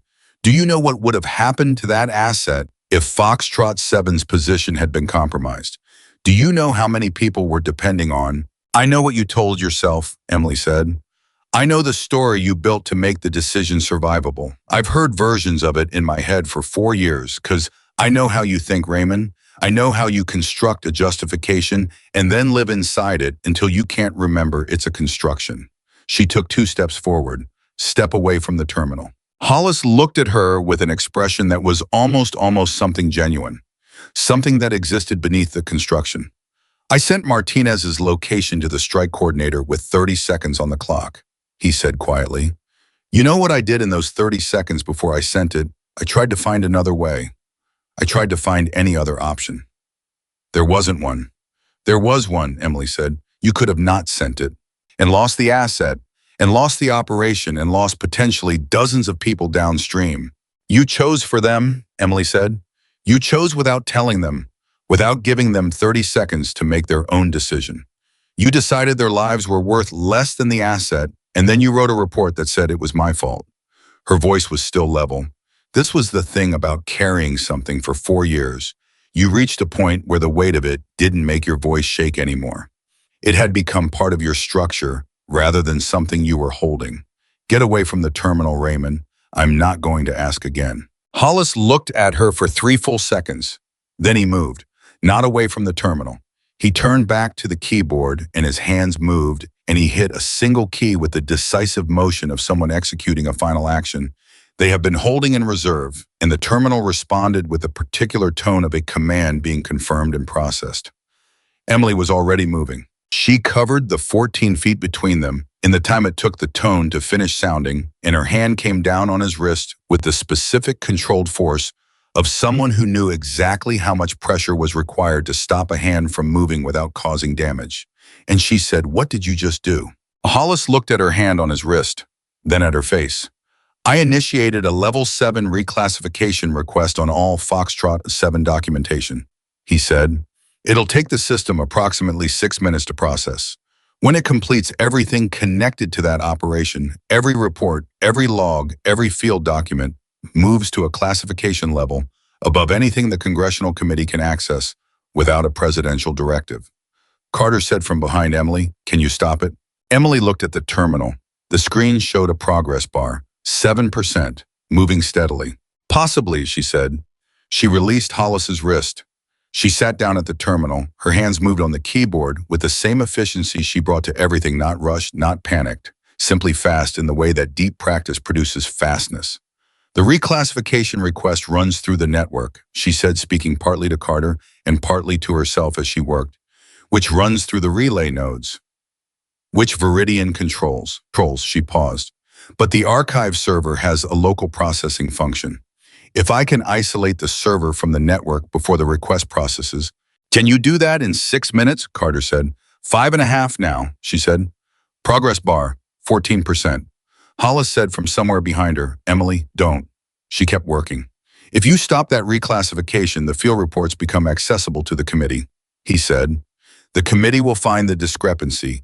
They will open a full investigation, and a full investigation into Foxtrot 7 will eventually reach the asset. And when it reaches the asset, I heard you the first time, Emily said. The asset is a person, Hollis said. His voice had changed. The reasonable warmth was still there, but beneath it something else had appeared. Something that sounded for the first time like it might be real. Not a program, not a system, a person who has been operating inside a hostile intelligence network for 9 years. A person who has provided information that has prevented 4 separate mass casualty events on American soil. If the investigation reaches them, their cover is gone. Their life is gone. Emily's hand slowed, just slightly, just for a fraction of a second. Progress bar, 22%. You knew about the asset when you made the call, she said. Her voice was still controlled, but something in it had shifted, a new weight being added to an already heavy balance. You knew what was at stake. Yes, Hollis said. I knew exactly what was at stake. I knew that 2 lives against 1 asset and 4 potential mass casualty events was a calculation that only went one way. And I knew that if I put it in the official record, the asset's operational cover became visible to anyone with the right clearance and a reason to look. He paused. So I made the calculation disappear. And I made it your fault because you were alive, and I needed someone to carry it, and I needed it to be someone whose account could be managed. 29%. Managed, Emily said. The word came out flat. You managed me by destroying my record. You managed me by letting Martinez's daughter grow up thinking her father died because of me. I managed you by keeping you alive, Hollis said. The alternative to a falsified record was a real investigation. And a real investigation would have found the asset. I chose the version where you were damaged but operational. You chose the version where you were protected, Emily said. Hollis said nothing. 38%. Carter said, Emily, the asset, is it real? Emily kept her eyes on the screen. Her hands kept moving. Ask him, she said. Carter looked at Hollis. Is it real? Hollis met his gaze. Yes. Verifiable. Through channels above this conversation. Carter was quiet for a moment. Then he said, Emily, stop. Her hands stilled. 43%. She turned to look at Carter. I was standing with the expression of a man who was doing something very difficult, in real time weighing things that couldn't all be saved, finding the arrangement of losses that caused the least total damage. She recognized the expression. She had seen it in the mirror 4 years ago in the days after she came home. If the asset is real, Carter said, and if the investigation reaches them, I know, Emily said. That's not a cost I can authorize on your behalf, he said. It's not a cost either of us can authorize. I know, Emily said again. But the record, Carter said. Martinez, Reyes, the others, their families. I know, Emily said for the 3rd time. She turned back to the terminal. 43%. She looked at the progress bar for 4 seconds. Then she made a decision. Her hands moved on the keyboard, not to stop the reclassification. She initiated a different process, a targeted extraction, pulling specific documents from the archive before the reclassification completed. Not the full record, not everything. The parts that mattered, the parts that contained the names and the dates and the specific operational decisions that had been falsified in the closure report. The parts that a congressional committee could use not to investigate Foxtrot 7's full operational history, but to correct the record on 6 specific people who had died and been given the wrong story. She pulled those documents into an isolated partition. She timestamped them. She encrypted them through a channel that ran outside the network architecture, Viridian controlled. And then she let the reclassification finish. 58%, 71, 84, complete. The archive sealed itself above the committee's accessible clearance level. The full operational history of Foxtrot 7, including the asset, including the full scope of what Hollis had been protecting, was now beyond the committee's reach. But the targeted extraction existed, and it contained enough to tell the truth about 6 people without destroying the one. Hollis was watching her. He had understood what she was doing about 30 seconds before she finished doing it, and his expression had gone through several things in that time and arrived somewhere that was finally not constructed. It was genuine. It was the face of a man encountering something he had not calculated for.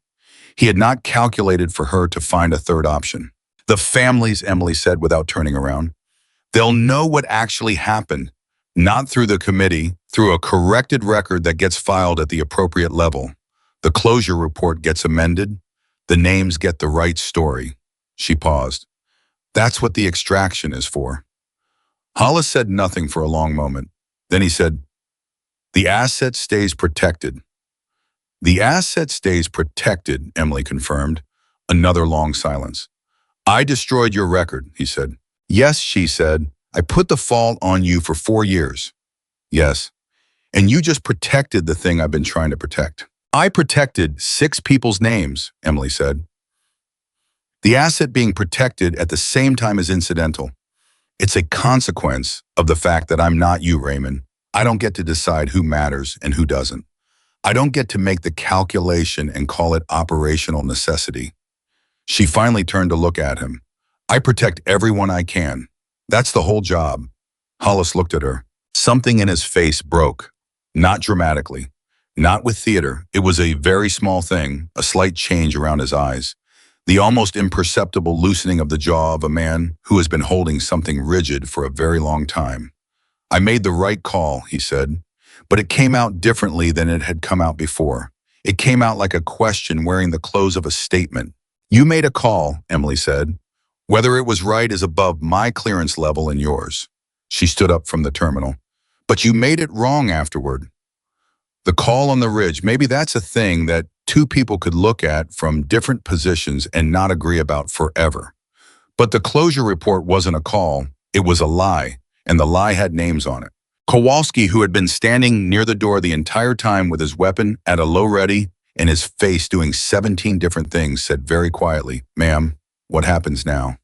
Emily looked at Carter. Carter looked at Hollis. Hollis looked at the floor. "Mr. Hollis," Carter said, "you are going to provide a voluntary written statement to the Oversight Committee.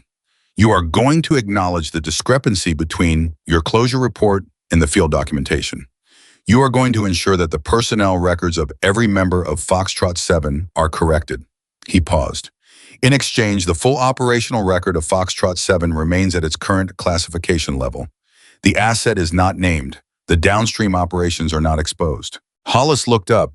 "You get to keep the thing you were trying to protect," Carter said, "at the cost of the thing you were using to protect it.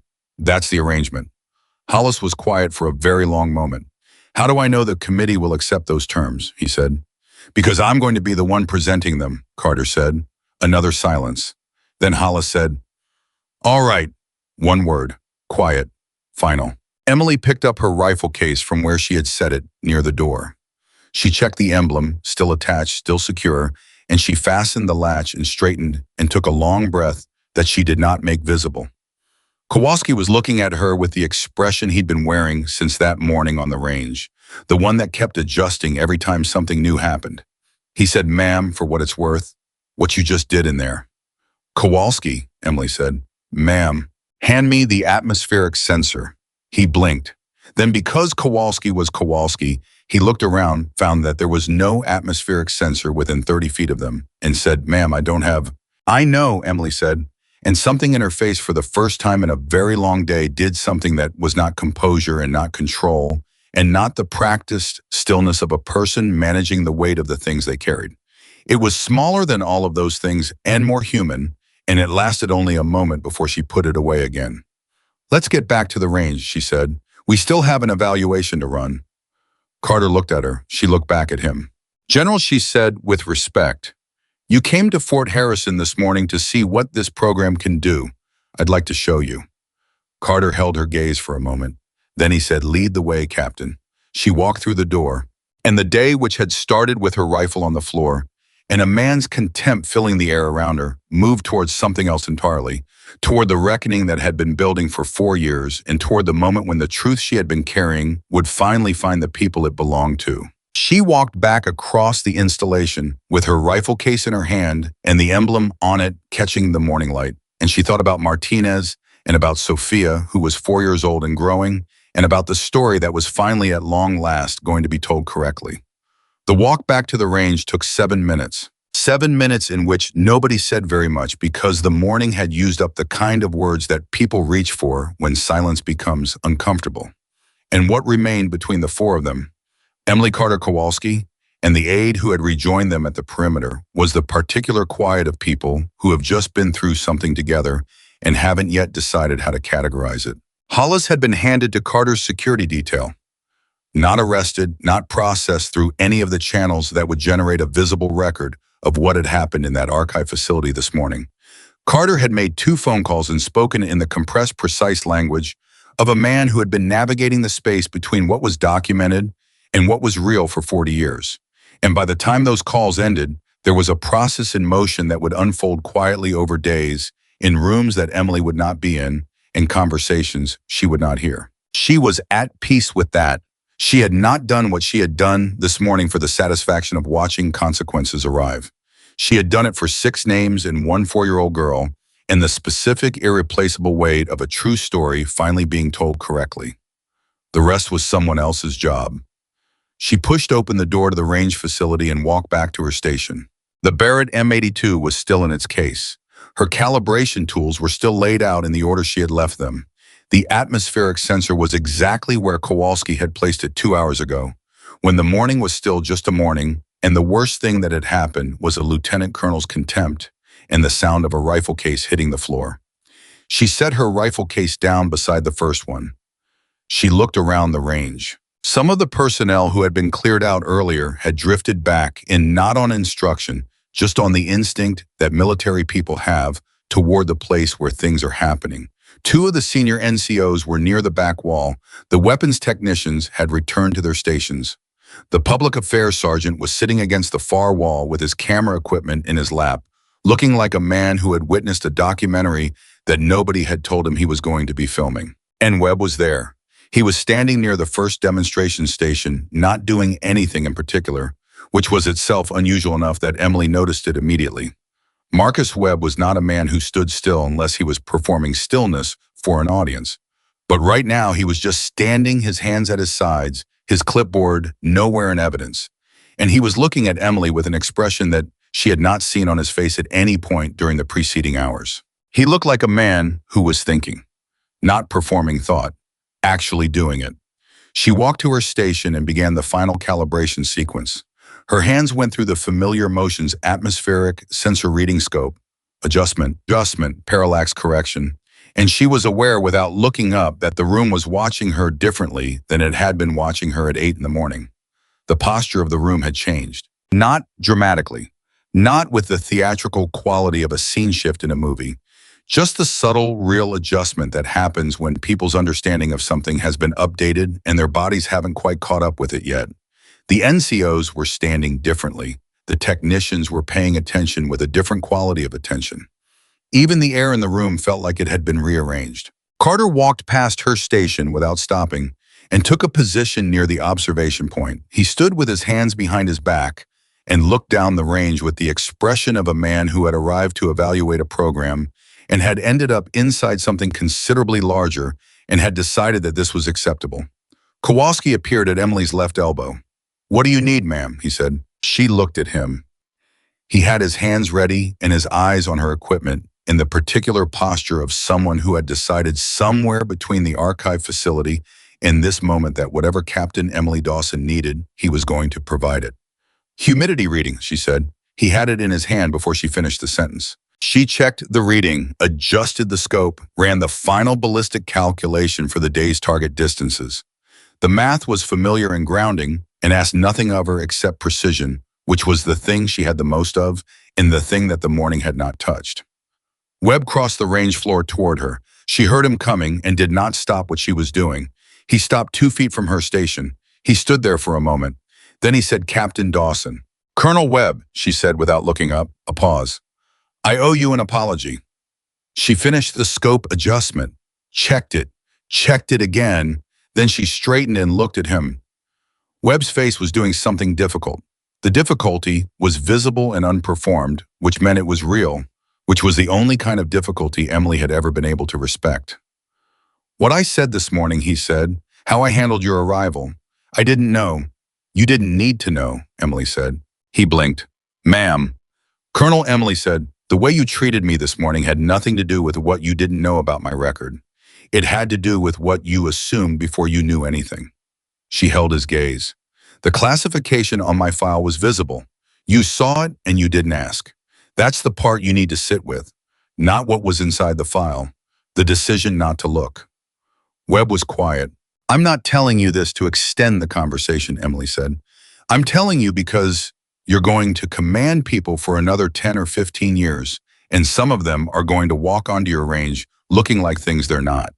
And the decision you make in that first 30 seconds, whether you look or whether you assume that decision has consequences that neither of you will always be present to see. Webb said nothing for a long moment. Then he said, you heard what I said this morning when I told them to get you off the range. Yes, Emily said. I said it loud enough for everyone to hear. Yes. I did that on purpose. I know, Emily said. Another silence. Longer this time. Webb looked like a man doing the particular math of understanding something about himself that he had not previously submitted to examination. It was uncomfortable math. The answer was not flattering, but he was doing it, which was more than a lot of people managed. Is there anything, and he started? Run your evaluation, Colonel, Emily said.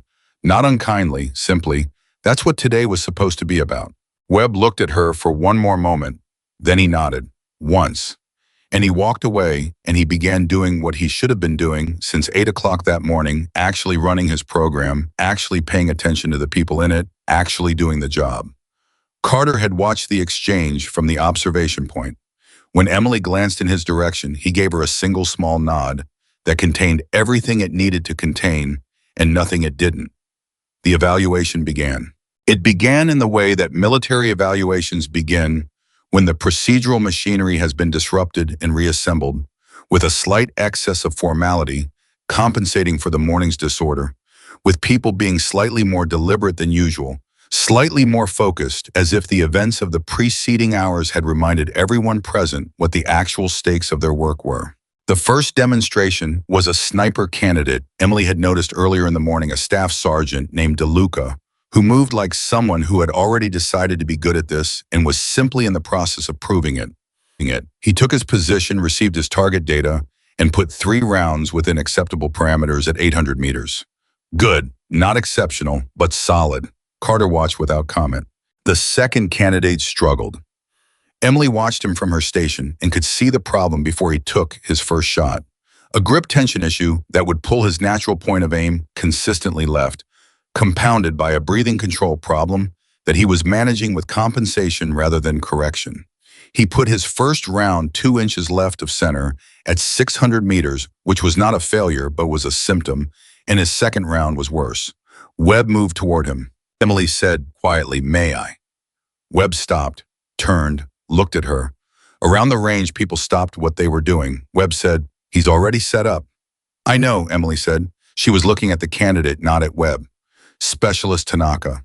The candidate looked up from his position. He was 23 years old, and he had the expression of someone who knew he was underperforming and was in the process of making it worse by knowing it. "Ma'am, your grip," Emily said. She crossed to his station and crouched beside him without touching the weapon. "Show me your support hand." He showed her. "You're compensating," she said. "You feel it pulling left, and you're adjusting after the fact instead of addressing the source. It's a tension pattern. Your index finger is doing something your wrist is supposed to be doing, and your wrist is doing something your shoulder is supposed to be doing, and it's traveling all the way up the chain until it gets to your eye, and by then you've already decided to compensate again." She paused. "Reset." He reset. "Don't think about where the round is going," she said. "Think about the one thing, just the trigger. Everything else is already done. The calculation is done. The setup is a moment. You've already done the work. The only thing left is one thing. Can you do one thing?" Tanaka was quiet for a moment. Yes, ma'am, he said. Then do it. He took his breath. He released it. He did one thing. The round hit center at 600 meters. The range was very quiet. Then one of the NCOs in the back made a sound, a short, involuntary sound of someone reacting to something they had just watched without meaning to react. And then Kowalski made the same sound, and the quiet that followed had a different texture than the quiet before. Carter said nothing, but Emily saw him write something on the notepad he'd been carrying since he arrived. The evaluation continued. For the next 90 minutes, Emily moved between her calibration work and the occasional moment when her presence became relevant to something happening elsewhere on the range. A technical question from one of the weapons technicians, a ballistic calculation that the range's system was processing incorrectly due to the morning's disruptions, a targeting adjustment on the long-range demonstration setup that two people had been arguing about for 20 minutes and that Emily resolved in 40 seconds. She did not perform any of it. She simply did it in the way she did everything completely and without theater, because theater was a thing you engaged in when you were trying to be seen doing the work, and Emily had spent enough time in situations where the work itself was the only thing that mattered to have lost the habit of performing it. At 12:40, Carter called a break. He walked to Emily's station. He stood beside her while she checked the final calibration readings on the Barrett, and for a moment, neither of them said anything, which was comfortable in the specific way that only happens between people who have enough shared history to occupy silence without filling it.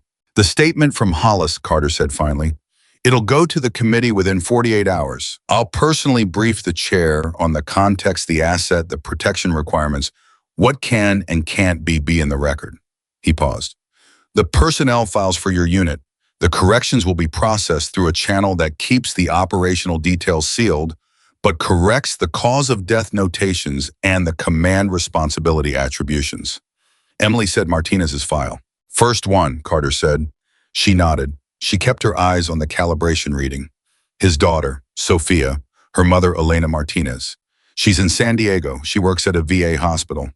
She paused. Someone should tell her in person, not through a letter, not through a notification system. Carter looked at her. I'll go myself.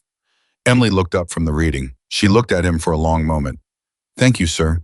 Don't thank me for correcting a record that should never have been wrong, Carter said. She looked back at the reading. The other families, she said, Chen's parents are in Sacramento.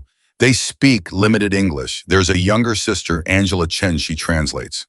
Ortega has a brother in Houston named Marco. Park's wife remarried, but she still has the notification address on file. Sergeant Park's daughter from that marriage is 12 now. Warren's mother is the hardest. She's been in contact with the VA repeatedly trying to understand the circumstances. She deserves a direct conversation. She said all of this in the same level tone she used for calibration data. But Carter, who had known her in a different context and understood the distance between what Emily's voice did and what Emily was actually experiencing, listened to each name and each detail with the attention they deserved.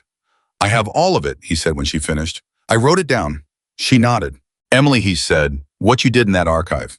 You found a way to protect the asset and correct the record at the same time. That's most people in that room would have picked one or the other. I didn't do it to be impressive, she said. I know you didn't, he said. That's exactly my point. She finished the calibration check.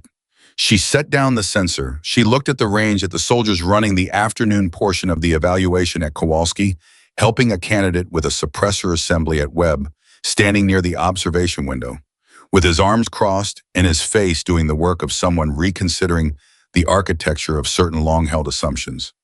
Sir, she said, there's something I need to tell you about the operational log. Carter waited. It's not in a physical location, Emily said. I told Morrow it was somewhere Hollis couldn't reach it. That's true. But the reason he couldn't reach it isn't that it's in a secure facility somewhere. She paused. I submitted it to a congressional archive 14 months ago, the moment I came back to active duty, directly to the Oversight Committee's secure intake. Classified submission, no names attached to the submission itself. Just the document and a timestamp. Carter went very still. You submitted it 14 months ago. Yes, sir. Before today. Before today. Before Hollis activated the protocol. Before any of this morning happened, Emily said. I came back to active duty and I knew that eventually something would move. I knew Hollis had been watching. I knew the committee review was coming even before he was contacted because I'd been tracking the oversight cycle for 2 years. She paused. The log was already in the committee's hands. The committee already had independent documentation of what happened on that ridge. Hollis's reclassification this morning sealed the archive, but the committee already had what they needed. Carter looked at her. Then the archive, the reclassification, didn't change the committee's position, Emily said. They already have the truth. What it changed was what Hollis knows, and what he chose. She paused. He chose to give a statement. He chose to correct the record. He didn't have to. The committee had my log, but a single operator's personal document against a full classified record is still a difficult evidentiary position. His voluntary statement tips the balance beyond dispute. She looked at Carter steadily. I needed him to choose to tell the truth. I couldn't force that, but I could create a situation where choosing the truth was easier than the alternative. Carter was quiet for a very long time. Then he said, "You engineered this morning." "I set conditions," Emily said. "I couldn't control what he would do, but I could make sure that when he did it, there was a path available that protected what needed to be protected and corrected what needed to be corrected." She paused. "The emblem on my rifle case, I knew he was monitoring Viridian's installation networks. I knew if I appeared on a Fort Harrison range, he would see it. I knew the emblem would confirm my identity beyond any question. I set the condition and I waited to see what he would do." "You used yourself as bait," Carter said. "I used myself as a signal," Emily said. "There's a difference." Carter looked at her for a long moment. Then something happened on his face, the rare and genuine expression of a man in the presence of something that has exceeded what he was prepared to find. 14 months, and he said, "You've been carrying this for 14 months, and you came back and you took the most unremarkable assignment you could find, and you waited." "Waiting is a skill," Emily said. "I learned it from a good teacher." Carter said, "Who?" Emily looked at the emblem on her rifle case. 6 of them. She said, "The afternoon light had shifted by the time the full evaluation wrapped. The range had run its scheduled demonstrations, not every one of them perfectly, but all of them, honestly, which was the standard that actually mattered. Carter had taken notes and asked questions, and at one point had conducted a 20-minute conversation with Specialist Tanaka that left the young soldier standing approximately 2 inches taller than he had been before it started. Webb had run his evaluation. He had run it differently than he would have run it that morning, with more attention, more patience, more willingness to stop and ask what someone was actually doing rather than assuming he already knew. It was not a transformation. One morning does not produce transformations, but it was a beginning which was more than it had been, and Emily had watched it without comment because it was his work to do and not hers. At 14:30, Carter asked Emily to walk with him. They walked to the far end of the range, past the demonstration stations and the calibration tables, to the window that looked out toward the eastern ridge where the jammer had been placed that morning. The eastern ridge where the security team had found the device and removed it, and where right now the sensors were back online and the perimeter was quiet. Carter looked at the ridge for a moment. Then he said, "I'm going to recommend a formal review of your assignment status." Emily looked at him. "Not a punishment review," he said. "A reclassification. Your current assignment as a weapons systems specialist." He paused. "It's not what you should be doing." "With respect, sir," Emily said, "it's what I asked to do." "I know what you asked for," Carter said. "I also know why you asked for it. And the reason was that you were trying to stay small enough to keep the past quiet. That reason no longer applies." He turned to look at her. "The past is not quiet. It's not going to be quiet again. And small is not where you belong." Emily was quiet. "There's a program," Carter said, "Joint Special Operations, Training and Development. They're building a cadre of senior operators who can mentor the next generation of precision specialists. Not just technical proficiency, the whole picture, decision-making under pressure, ethical command judgment, the things that can't be taught from a manual." He paused. "I want to put your name in." Emily looked at the ridge, at the perimeter beyond it, at the particular quality of the afternoon light on a day that had started before dawn and contained more inside it than most days managed in a week. "As a mentor," she said. "As a leader," Carter said. "There's a difference." She almost smiled. "That's something I said to Morrow this morning." "I know," Carter said. "Kowalski told me. He's been telling me a lot of things you've said today. I think he's writing them down." This time she did smile. It was brief and small and entirely real. "He's going to be good," she said. "He already is," Carter said. "He just needs someone to show him the rest." Emily looked at the range behind them, at the soldiers running the final equipment breakdown, at the space where this morning's disaster had happened and where this afternoon's something different had begun. "Can I think about it?" she said. "You have until tomorrow morning," Carter said. "That's not very long." "No," he said. "It isn't. But I've learned that giving you more time tends to produce more complicated outcomes." She looked at him. "Are you saying I overthink things, sir?" "I'm saying," Carter said carefully, "that you are one of the most strategically patient people I have ever encountered. And sometimes that patience is the exact right tool, and sometimes it is a way of postponing a decision you have already made." He held her gaze. "Which is it this time?" Emily was quiet for exactly one moment. Then she said, "Yes. Yes, you'll think about it, or yes, you'll do it." "Yes, I'll do it," she said. Carter nodded, once, with the satisfaction of a man who had known the answer before he asked the question and had asked it anyway because some things need to be said out loud to become real. They walked back toward the main part of the range. Halfway there, Emily stopped. Carter stopped with her. She was looking at her rifle case, at the emblem on the lower left corner, the wave and the trident and the single number. She was looking at it the way she had looked at it 100 times before, but differently now, not with the weight of something she was carrying alone, but with something that was closer to the feeling of having set a burden down in the right place. "Sir," she said. "Yes. When you go to San Diego, when you talk to Elena Martinez," she paused, "tell her that he was the best operator I ever served with. Tell her that what happened on that ridge was not his failure. Tell her that the last time I saw him, he was doing his job exactly the way he always did it, with everything he had." She paused again. "And tell Sophia when she's old enough to understand, tell her that her father's name is in a record somewhere that says the truth. That the truth exists, that someone kept it." Carter said, "I'll tell them." "Thank you," Emily said.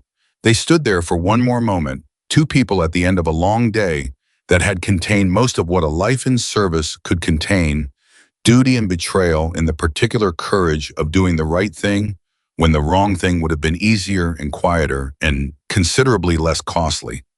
Then Carter said, "Captain Dawson." "Sir." "I walked past your rifle this morning," he said.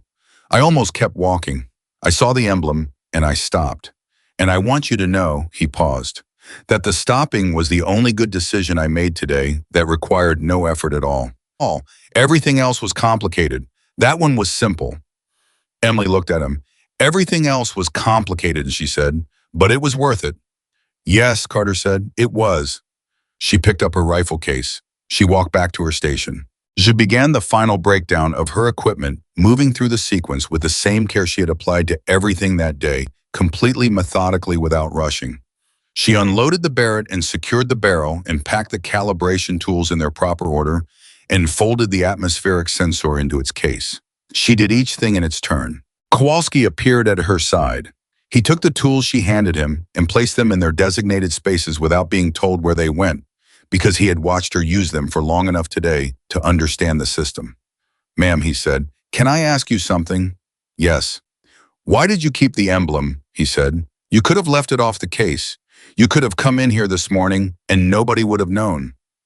The general wouldn't have stopped. None of this would have—" "I know," she said. "So why?" Emily closed the equipment case. She looked at the emblem one more time.